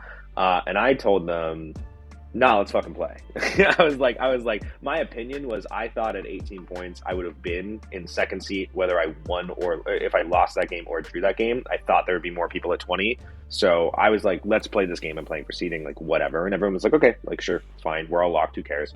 Ended up keeping an all mana hand, where I ended up like, going really low on cards really, really quickly. There ended up being one illegal play in this game that we didn't realize until after, where Blues Clues, it was very funny. He was like, I'm going to keep an experimental hand. And his experimental hand was turn 1 Blind Obedience, turn 2 Rhystic Study, turn 3 Mystic Remora, which is not experimental. Yikes. And so yeah, that happened. And then Jorman goes to his turn after he's cast the Rhystic Study. And I was holding up a Force of Vigor this entire game. I was considering using it on the Rhystic and the Blind Obedience. So I was like, let's just wait. Let's just wait a little bit here. We got a couple of breach decks and stuff. And I had a crop rotation where I had a feeling that Kellen had an oppo the way he was holding up his mana. So I was like, this crop rotation is not going to do shit for me. He did have an oppo. So on Jorman's turn, after the Mystic Remor was cast, Jorman like taps his mana to start casting something. Like, hold up, would you just pass priority real quick? He's like, why? I'm like, just trust me. He's like, okay, pass priority. And so I Force of Vigor, pitching the crop rotation, blow up the Rhystic Study and Mystic Remora. This resolves without any arguments, and the game progresses. What we missed at this point, which a little bit, I will say, because of the way his deck and cards were positioned, the card was like actually not fully visible to me. This was not me trying to get one over on anybody, but Jorman the turn before had played a Boromir. So I would not be able to cast that. Well, I could cast a Force of Vigor, but it would get countered by Boromir. Right. Everyone on the table missed this. This was absolutely an accident. It was in no way on purpose. I would have, I wouldn't just throw out a Force of Vigor expecting all these great players to ignore Boromir. Like it's not a realistic line to take. So the game was a little scuffed because of that. But game progressed. I ended up just, having mana on board. I top decked a Nezahal, which kind of drew me back into the game a little bit when Kellen went for his win immediately afterwards. And Jorman was able to stop him. And then Blue's Clues, I ended up playing a Wandering Archaic as well. And Blue's Clues swords my Wandering Archaic. At this point in the game, I have one card in hand. Sorry, the Wandering Archaic swords was before I had the Nezahal. It was a turn before. I have only one card in hand. It's a Phyrexian Metamorph. Jorman, I don't put as like going on winning right away. Kellen, I know, is a Breach deck that wants to use his LED and stuff. Blue's Clues, I know, is a Breach deck that wants to use his LED and stuff. I, at this point, with no cards in hand, think the Boromir is like kind of helpful. So instead of using the Wandering Archaic trigger to swords the Boromir, I just swords the Esper Sentinel, and I'm like, let's keep them off some things. Because again, I have one card in hand, and I have no draw engine. Of course, I immediately draw a Nezahal my next turn, which ends up drawing me a ton of cards between these win attempts. And I end up having only one Mox Diamond up, which is 2 mana. For Jorman's turn, where he starts his turn with a Silence, and I top deck a Mana Drain, so then I have to counter the Silence and hope that someone can do anything, which they're all tapped out, so they couldn't.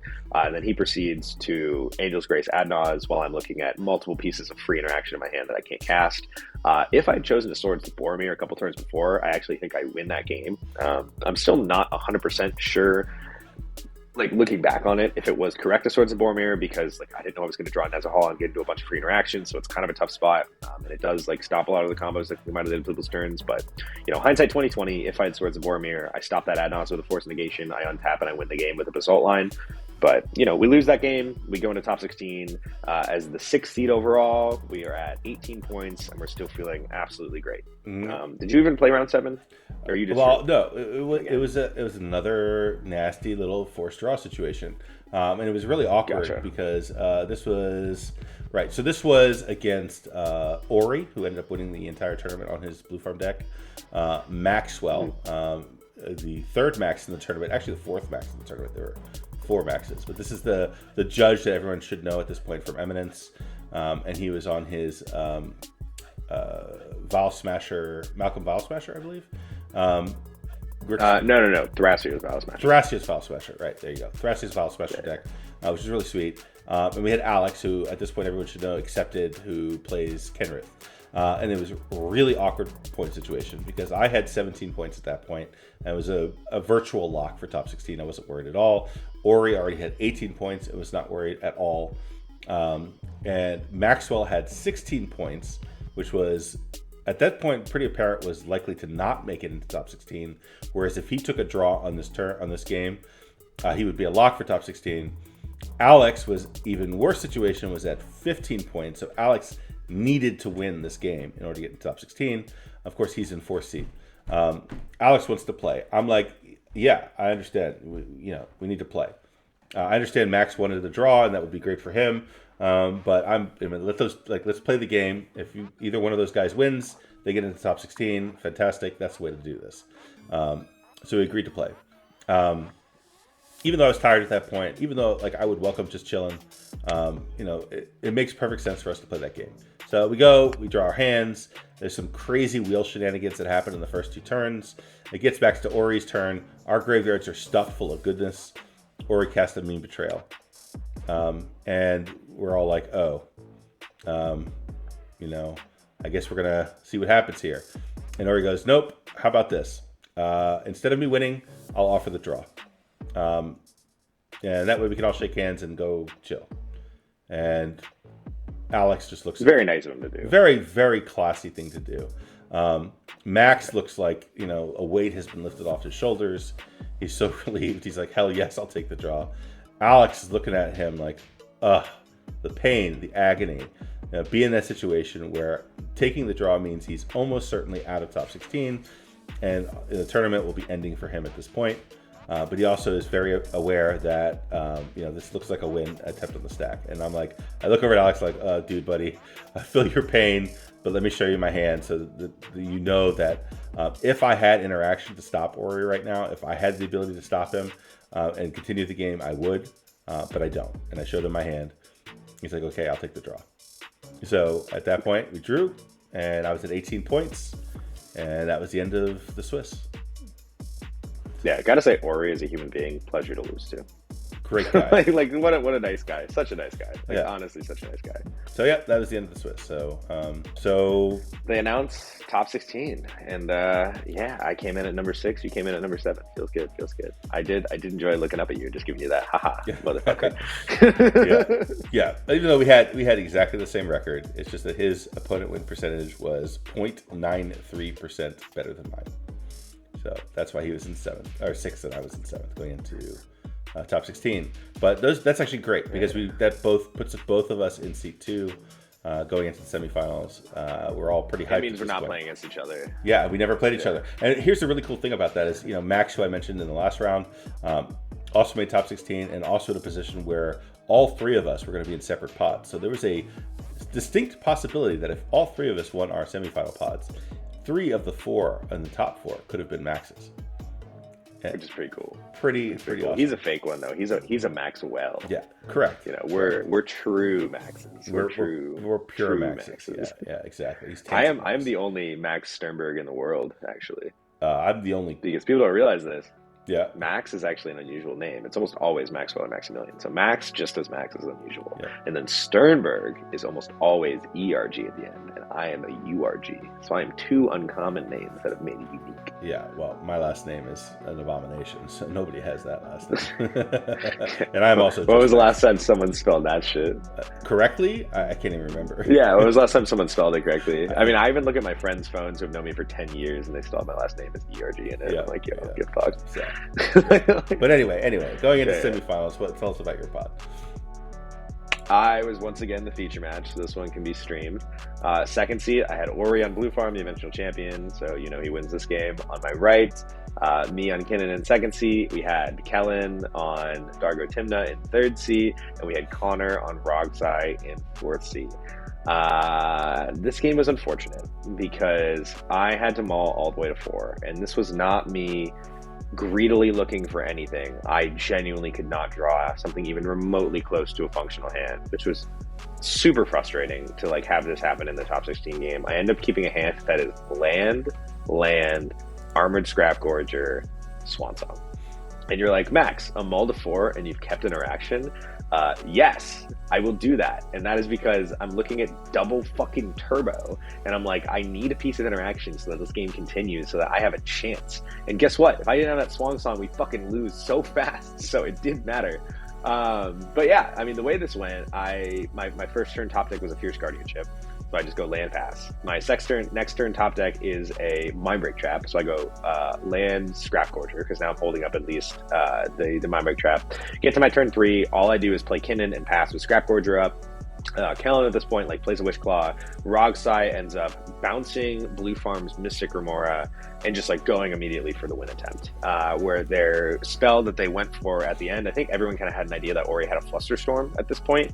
And so Connor really, really intelligently kind of picks out that he thinks he has an instant or sorcery counter. And when he tutors, even though he had the mana for Adnons, he tutored for Necro Focus. So he casts the Necro, or he has to pass on it, and I go, fuck you, man. Here's a Swan Song.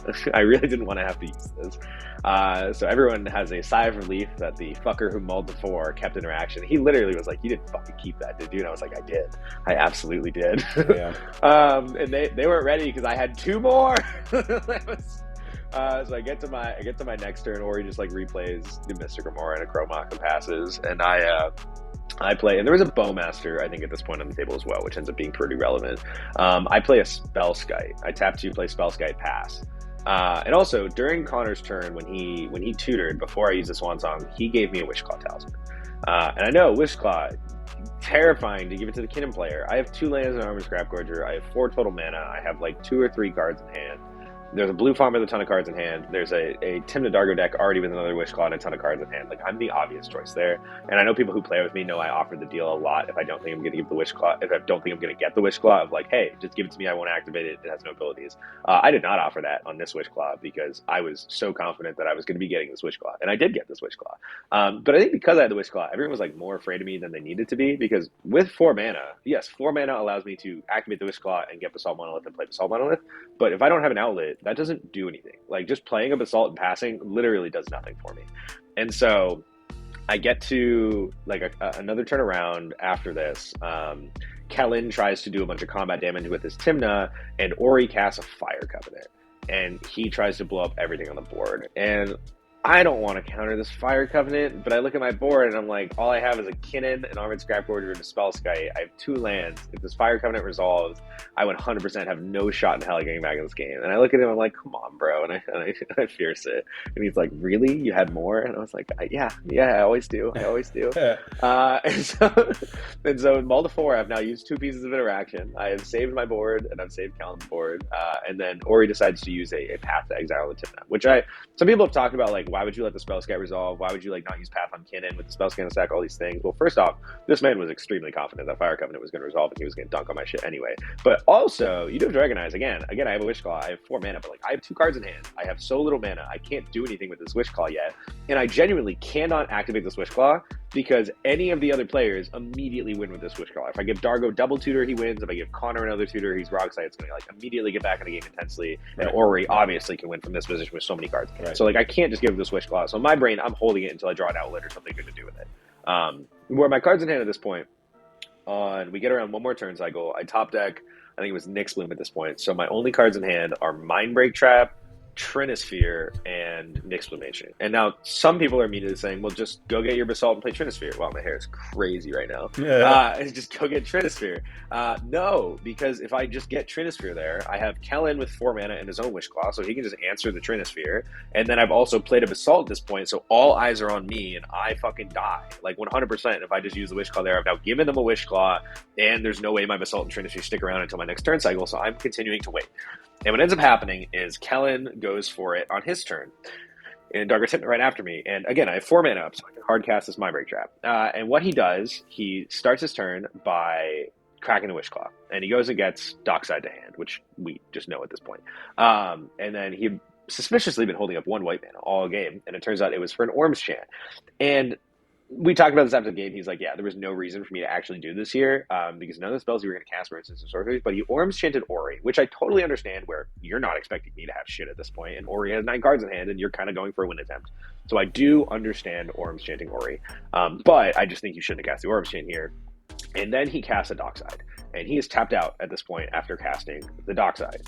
And I look at him and I say, please give me a reason not to counter this. And, you know, there are different playstyles in CDH. I am not saying one is better than the other. People who know me and played with me know I am very big on being open with conversation and information. I share a ton of information in my hand. I'm happy to show what I have. Like, that's just my playstyle.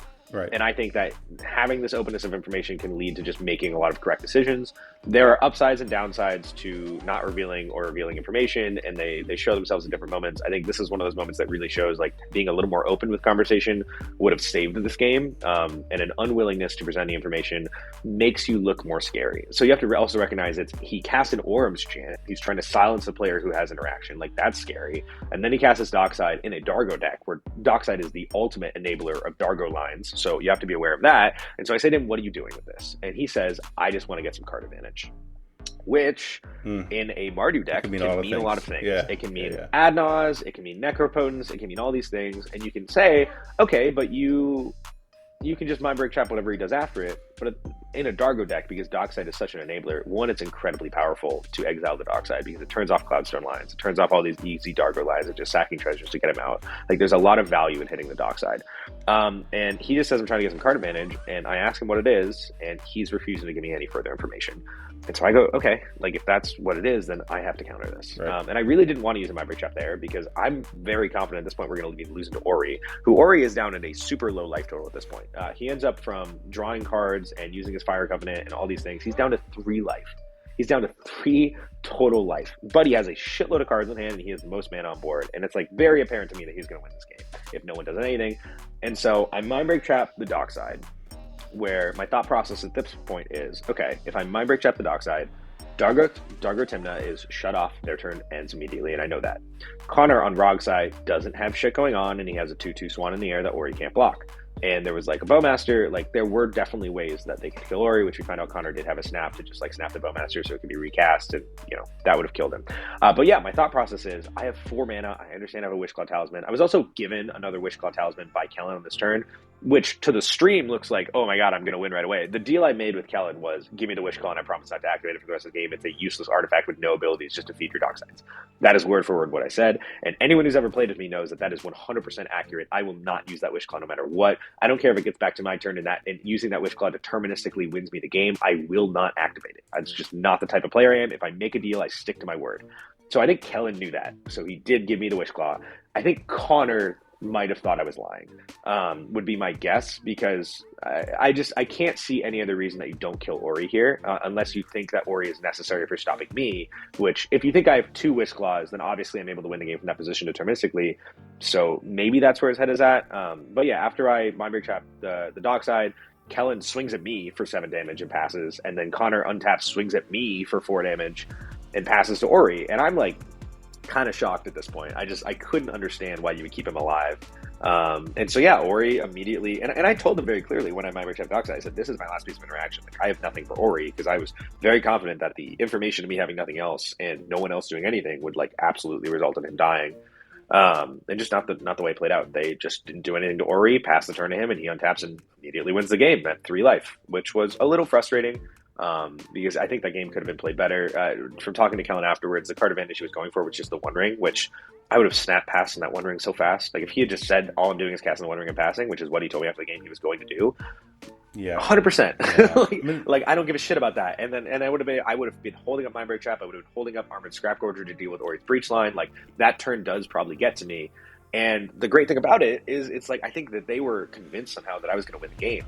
I was on a Moldafor with a Wishclaw for like 3 turns. If I at any point could have shun out any win attempt, I am snap doing that as fast as possible. Yeah. Like, I Moldafor in this game. Like, the first chance I get to put out a win attempt, I'm absolutely throwing it on the stack here, win or lose. So I didn't have shit. My hand was Nyx Plumation and Trinisphere. So yeah, I was really expecting them to kill Ori, and then it goes to my turn, and I probably don't top deck anything that matters. So in that situation, I might have activated the Wishclaw, gotten Assault, and played Trinisphere, which again, still doesn't end the game. Both Kellen and Rogside both have more than 3 mana. They would both be able to cast spells. It's just more so delaying the game here continuously. It would have gone for several more turns, and combined Orm's Chant, Mindbreak Trap, Armored Scrapgorger, a little more conversation, that game would have definitely continued. But Ori played it perfectly. He just kept his fucking mouth shut. He politicked to like keep his Esper Sentinel around an extra time and like some stuff like that. He played it beautifully.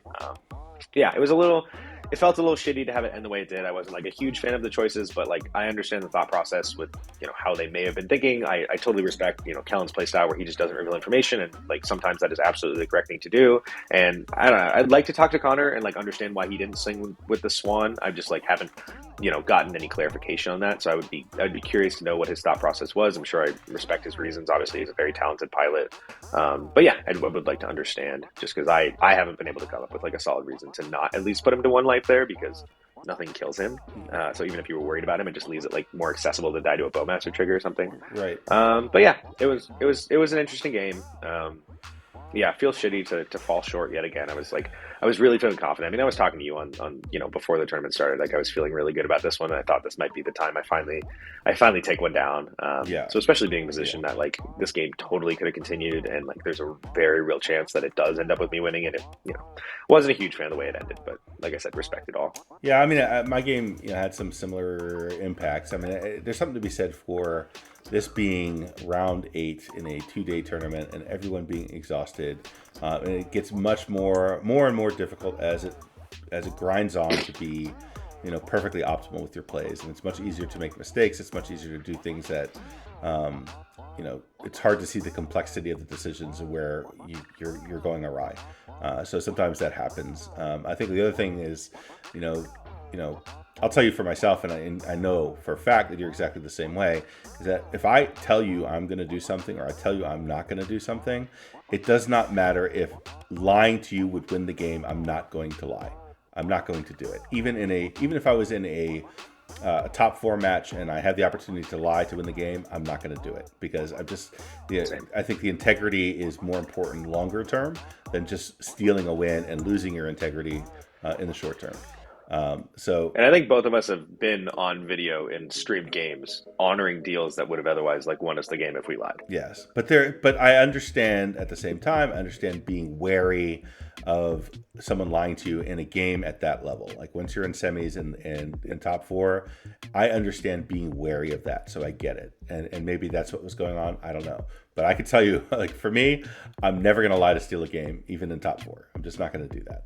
Yeah. But in any case, so my game, I was in C2. We were going against Eric, who was on the Blues Clues, Will and Lucas. We had Surge, who a lot of people have seen because he seems the top 16 every tournament on Rogsai. And we had Wyatt on a Wild Thras Akiri deck that has done quite well. So I had a great start, great turn one right into Talion. I was a little bit risky because my interaction wasn't going to be available until the next turn. So I was pants down on turn one.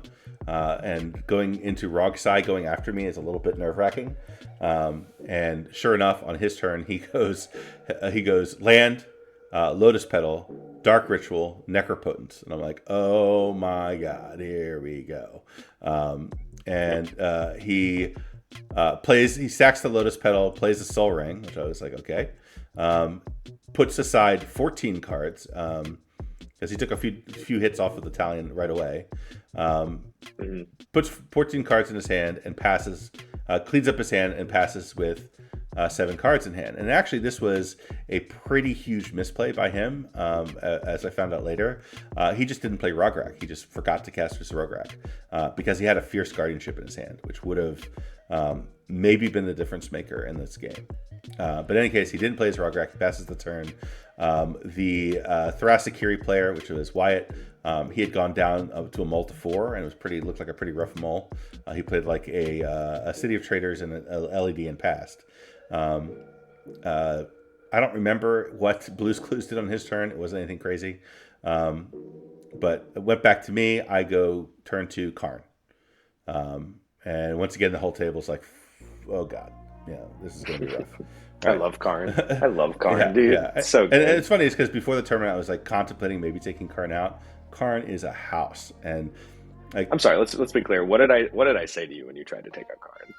I don't remember the exact words, but something to the effect of "No, you can't." It's like, "Do not take out Karn, bro." Yeah, something like that. Yeah. You basically told me no, and I was like, "Okay, fine, I won't take it out." So, but it was a house, and it dominated. Like the early part of the game, it just dominated. Surge was just completely hosed by it. He could have Fierce Guardianship the Karn if he had played his Rugrak, and maybe it's a different game at that point, but he didn't. So it goes to his turn. He does basically nothing. Draws maybe a card or two. Oh, I remember what everyone at this point is swinging at Surge with anything we got, right? So turn goes around. I don't remember how, but Eric casts a Bowmaster. Starts, that little stupid Orc army got pretty big. But he's just swinging it at Surge as hard as he can. I go to my turn. I swing at him with Talion. Surge is just dying hard and fast. He goes to his turn. He casts his own Bowmaster, and he's at 3 life at this point. And this is a part all right, you got to play to your outs, right? You got to play to your outs. But Surge's outs at this point were like 0.0001%. I mean, he was in a really, really tough situation because Wyatt had cloned my Talion. So there were 2 Talions in play. There was the Karn in play, and there was the Bowmasters in play. Yeah. So Surge what has number were the Talions on? I think mine was on 1 and his was on 2, I believe. So he's like extra fucked. He can't cast anything, right? He can't cast anything. He was at 5 life going into his turn. He cast the Bowmaster. I forget how that puts him to 1 life, I think. Right, it put him to 1 life. So Surge goes to 1 life and puts a Bowmaster in play. So now his out is he has to somehow remove the Bowmaster on Eric's board, remove both Talions, and remove the Karn without dying somehow before his turn. I mean, the chances of him doing that are like beyond slim. But Eric kind of politics with him and convinces him on the next draw, which was I believe a 1-ring draw for like 2 cards, to kill my Talion with the triggers as being the first target. So he points all four of they together point all four of the triggers on the two bowmasters onto my Talion, right? Because he convinced him not to kill his bowmaster with the new bowmaster, which I thought was like, I was frustrated with that because I thought it was like, it didn't really help him that much and just really hurt me and really put Eric ahead, which I mean, if I'm Surge there, I only do that under the deal that his bowmaster ping can never target my face or my bowmaster for the rest of the game. Right, and there was no deal made like that because there's yeah. So that's the thing. Is like without that deal, it's just saying, okay, you don't die right now, but you die later very easily. So yeah, so that all happened. Put me in a kind of a bad state because he also ended up killing my Karn. Actually, Eric ended up killing my Karn. So now I'm down Karn. I'm down Talion. Goes to Wyatt's turn, and Wyatt now without the threat of the Karn and unlocking all his artifact, he goes for the win. First he swings out and kills Surge, so Surge dies anyway, right? And he had to kill Surge first because if he didn't, then the next draw trigger, Surge and Eric together were going to kill off the Talion on Wyatt's board. So that's the first thing that happens. Yeah. So it's like that turn, that attempt to go for your outs died immediately on the immediately following turn. So goes to Wyatt's turn. I mean, Wyatt goes for the win. And first thing he does is crack a fetch land. When he cracks a fetch land, Eric goes and flashes in an Archivist of Agma and draws a card off of the fetch. Then he tutors and draws another card off the Archivist. He puts a Underworld Breach on the stack. Okay. And Eric looks over at me. Oh, before he did that, actually, before he cast the Underworld Breach, he cast an Orm Chant. Targeting Eric. Okay, and Eric's like, well, I can't do shit now. And then he proceeds to feed the crap out of the Archivist. He casts an Underworld Breach. He tutors like 2 or 3 more times. Ends up getting a Grinding Station. Casts the Grinding Station. And Eric looks over the table and he's like, dude, are you going to interact at all? Are you just letting this happen? Like, you're supposed to be the control deck. I actually didn't have a counterspell in my hand, right? But what I did have was my handy dandy Trick Bind. So I'm like, no, I'm good. Hey, I'm good. Got him. I'm good. No, it's fine. He's like, really? Well, then we just lose here. And you have to understand the full sequence here was in order to get to the state that Wyatt did, he had to Chain of Vapor his own artifacts, sack all of his lands, blow himself completely out to get to the point where he had cards in graveyard, he had Grinding Station, Underworld Breach in play. Grinding Station enters the battlefield, ETB trigger on the stack to untap it. He taps the Grinding Station to grind his Mana Vault, and I, at that point, Trick Bind it. And got him. At this point, like, you could just see Wyatt's face go white. He's like, can I read that card? And I hand him the Trick Bind, and he reads it. I must have read it like 5 or 6 times. He just kept looking at it and looking at his board. You motherfucker. Yeah. So Trick Bind is such a good Gotham card. Yeah. So it's like better Angel's Grace. Yeah. Because it actually does something. Right. You know? Right. So he's just completely blown out at this point. His life total is pretty low. Did he have any line to like Chain of Vapor the Grinding Station and put it back in play? Oh no, or no, no. There was nothing at that point. Okay. There was no way out. You can't do that anyway because a Trick Bind has split second. So yeah. No. I mean like after it's. Oh yeah, no. I mean theoretically, but replay it. Yeah, but no, he didn't have any blue mana available at that point. So no, and I think he'd actually exiled the Chain of Vapor to cast everything because he had just enough cards in graveyard to get to that point. So gotcha. In any case, he's like, well, shit. He plays an LED, passes the turn, right? At one point, Eric starts chanting, "Sack that breach, sack that breach, sack that breach." It's like, sorry, man. So it goes to Eric's turn. Eric swings out to finish off Wyatt, which I think Eric said later was probably a mistake. He probably should have swung at me, but he didn't. He swung at Wyatt, so Wyatt's dead. At that point, Eric attempts to win, and I don't know that he really attempted.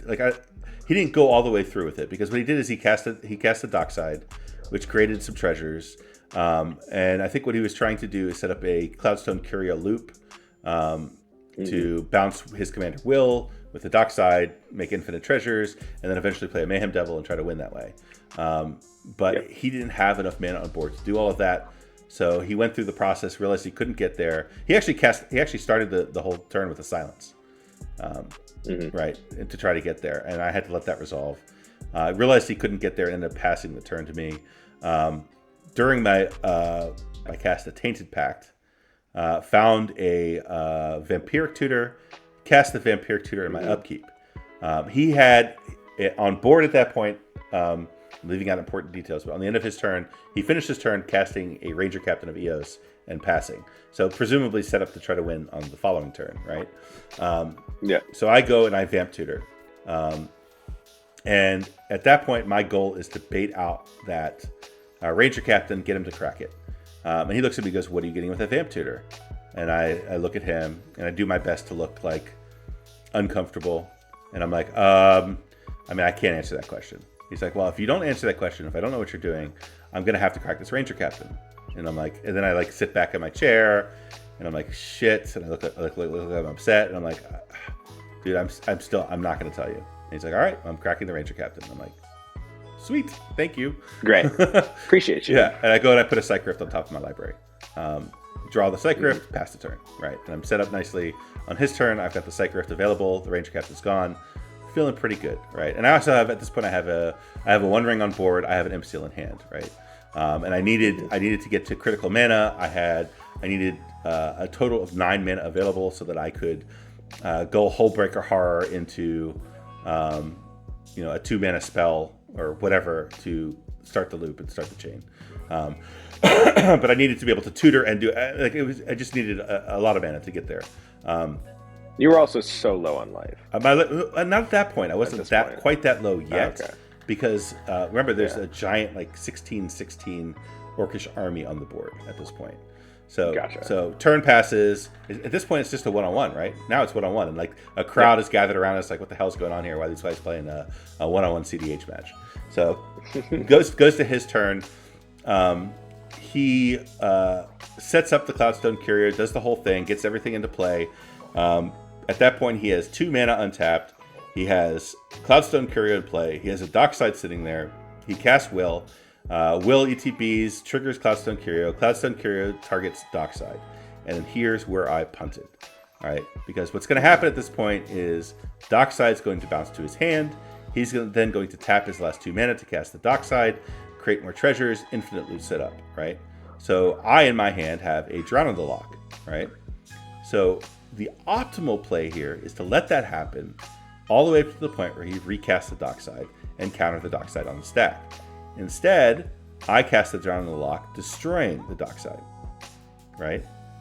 So Dockside's dead, does indeed stop the loop, but leaves him in 2 mana untapped. He goes to his end step. I overload the Psych Rift, put everything back in his hand, force him to discard all kinds of stuff, and I, in my mind, am set up perfectly to win on my turn, right? But what I didn't count on is my life was low enough that I was just shy of being able to do everything I needed to do. Because here's my line. What I needed to do was go to my turn, untap, draw my card for turn, cast an Imperial Seal, right? Take 2 damage. I would take 3 damage off my One Ring in my upkeep. So that's 5 damage there. Yep. Then I have to tap the One Ring to draw the tutor target, which would have been a Hullbreaker Horror. Well, I bounced a Orcish Bowmaster to his hand, right? So that meant that if he cast the Orcish Bowmaster, he gets 1 point of damage from an ETB, right? And then when I tap that One Ring and draw 4 cards, I take 4 more damage, right? So that would have put me at 3 life. I also needed to play 1 more land. And the only land that I had available to play was a fetch land. And the only land target I had remaining in my deck at that point was a shock land. So that's exact Xyz damage to kill me, right? Yeah. So now my line's offline. I cannot do what I wanted to do. And in fact, I'm definitively dead on his turn if I don't do something else. So I realized this mid-Imp Seal. So I changed my target. So instead of getting a Hullbreaker Horror, I go and I get a Shieldred. I play the Shieldred. So I also had clues on board at this point from the Will. So I crack clues instead of tapping the One Ring, which ends up putting me down to 1 life when I cast Shieldred. Because the way it works, the Bowmaster trigger goes first, and then you get the life off Shieldred. So like you went down to 1 twice this turn. Yeah. So, but I managed to get Shieldred on board and enough life to survive tapping the 1 ring and then gain the life back. I had to tap basically everything. I had 1 mana left untapped, and at that point, I had nothing else left. Right. So I'm forced at that point. I pass the turn to Eric. Eric untaps, plays an Underworld Breach, wins the game. Yep. It was tough because it's like tiny suboptimal play, right? If only I had Drown in the Loch correctly on the cast of Dockside instead of destroying it on the battlefield, I definitively 100% win that game without a problem. So, yeah, really tough. But again, everyone was tired at that point. I think maybe if that was the first game of the day, I don't make that mistake. But it is what it is. I punted it. I lost. And congratulations to Eric, who went on to top 4. Yeah. Was generally Eric, like one of my favorite people I met this weekend. Super, super nice guy. Super funny. Super passionate. Like I was a big fan. Yeah, great. And I saw him in LobbyCon later and got a chance to talk to him a bit. And he was like, it's like, the way he described it is like that was our top 16 match of he and I staring across the table at each other for 20 minutes, basically. Yeah. It was great. I got to play Blue's Clues at LobbyCon. It was fun. Yeah, good deck. It was a cool deck. Really cool deck. It was a cool deck. Yeah, it was a fun deck. Yeah. It was a fun deck. Yeah. So, but that was unfortunately the end of the tournament for both of us. And final standings ended up me in 8th place and Max here in 7th, which I'm really proud of. Like, let me just say, I am incredibly proud of myself for having done this well. Up to this point, I'd only been putting up results with Florian, despite trying a couple other decks and not quite getting there. So for me, this really feels like I got over the hump. I'm not a one-trick pony. I have made it now with both Florian and Talion, and I'm really excited at where this Talion deck can go. I think there's a lot of room for improvement in my play specifically. I don't think I got 100% out of what the deck is capable of by far. So there's a lot of room to grow and improve, and I really believe I'm going to get through, break through these top 16s, get into top 4, and win one at some point here. So, yeah, it was exciting. It was great to meet you in person finally, my friend. I felt like I met a long lost brother. It was a good time, man. It was a good time. Very little brother. It was a pleasure to meet you. Fuck you. Age wise. Yeah. Whatever you say. We were fucking with people this tournament and telling them that you were my dad. Yeah, it was fun. Some people like really believe it. They're like, oh, it makes so much sense now. The show, you guys are father and son team. And I was like, yeah, for sure. Yeah, exactly. Yeah. No, it was a good time. I really enjoyed the tournament. Obviously, I still fell short of like my personal expectations for myself. Obviously, I'm still proud to like top 16, such a large event. It feels awesome. It was incredible to get to do it with you. But I mean, at this point, for me, it's just like without getting the top 4, it's kind of unsatisfactory for me to some extent, just because I'm really itching for that first win. I keep pushing these like long days and working my butt off. And looking back on the tournament, like I could have made that one difference in round 3 if I had not used the one archaic to offer the offer. That wouldn't have given me the man and fuck with me, and then I might have won that game. Like that was definitely a punt. Not hitting the Boromir with the swords is like a hindsight pump, but that one's like kind of questionable with the information I had at the time. I really can't figure out what I could have done better in the top 16 game. That's one where, especially when I rewatch the game and I think about the cards in my hand, I do feel like I played that extremely tight with just like the limited options that were available to me on my low mall. I don't know what I could have done better. Yeah. But yeah, still room to grow, still room to learn, still room to improve, and eventually I'll take one of these fucking things down. Yeah, you gotta get through me first. But overall, I mean, it was we killed it. Like, yeah, we did great. Both great. Of us top 16 was such a cool experience. Both of us being getting to be the second seat in our top 16 games. Like we didn't just like make the cut. We pushed it. We did well. Yeah, we definitely have a lot to be proud of. So that was super cool. Yeah. Super cool. And now we're sponsored by Eminence. Yay! We are. It's sick. Yeah. It's super sick. So hopefully you guys enjoyed this. Hopefully this is useful information. If you enjoyed it, give a like and a subscribe, and check out some of our other videos. We are on Spotify now as well. You can go listen to us if you're driving down the road or whatever. Please check that out. So with that, you want to take us out, Max? Thank you so much for listening to Colors Are Crutch. My name is Max Sternberg, also known as Wounded Satellite, and my co-host is the beautiful Max P, the Talion man. Feel free to like and subscribe and comment for the algorithm. You can also find us on Spotify, And I think we got the double feature coming up. So if you made it all the way through this one, we might have another release coming today. So make sure to watch that one as well. We're going to be breaking down Ixalan for you. That's the plan. See you guys next time. Thanks, guys.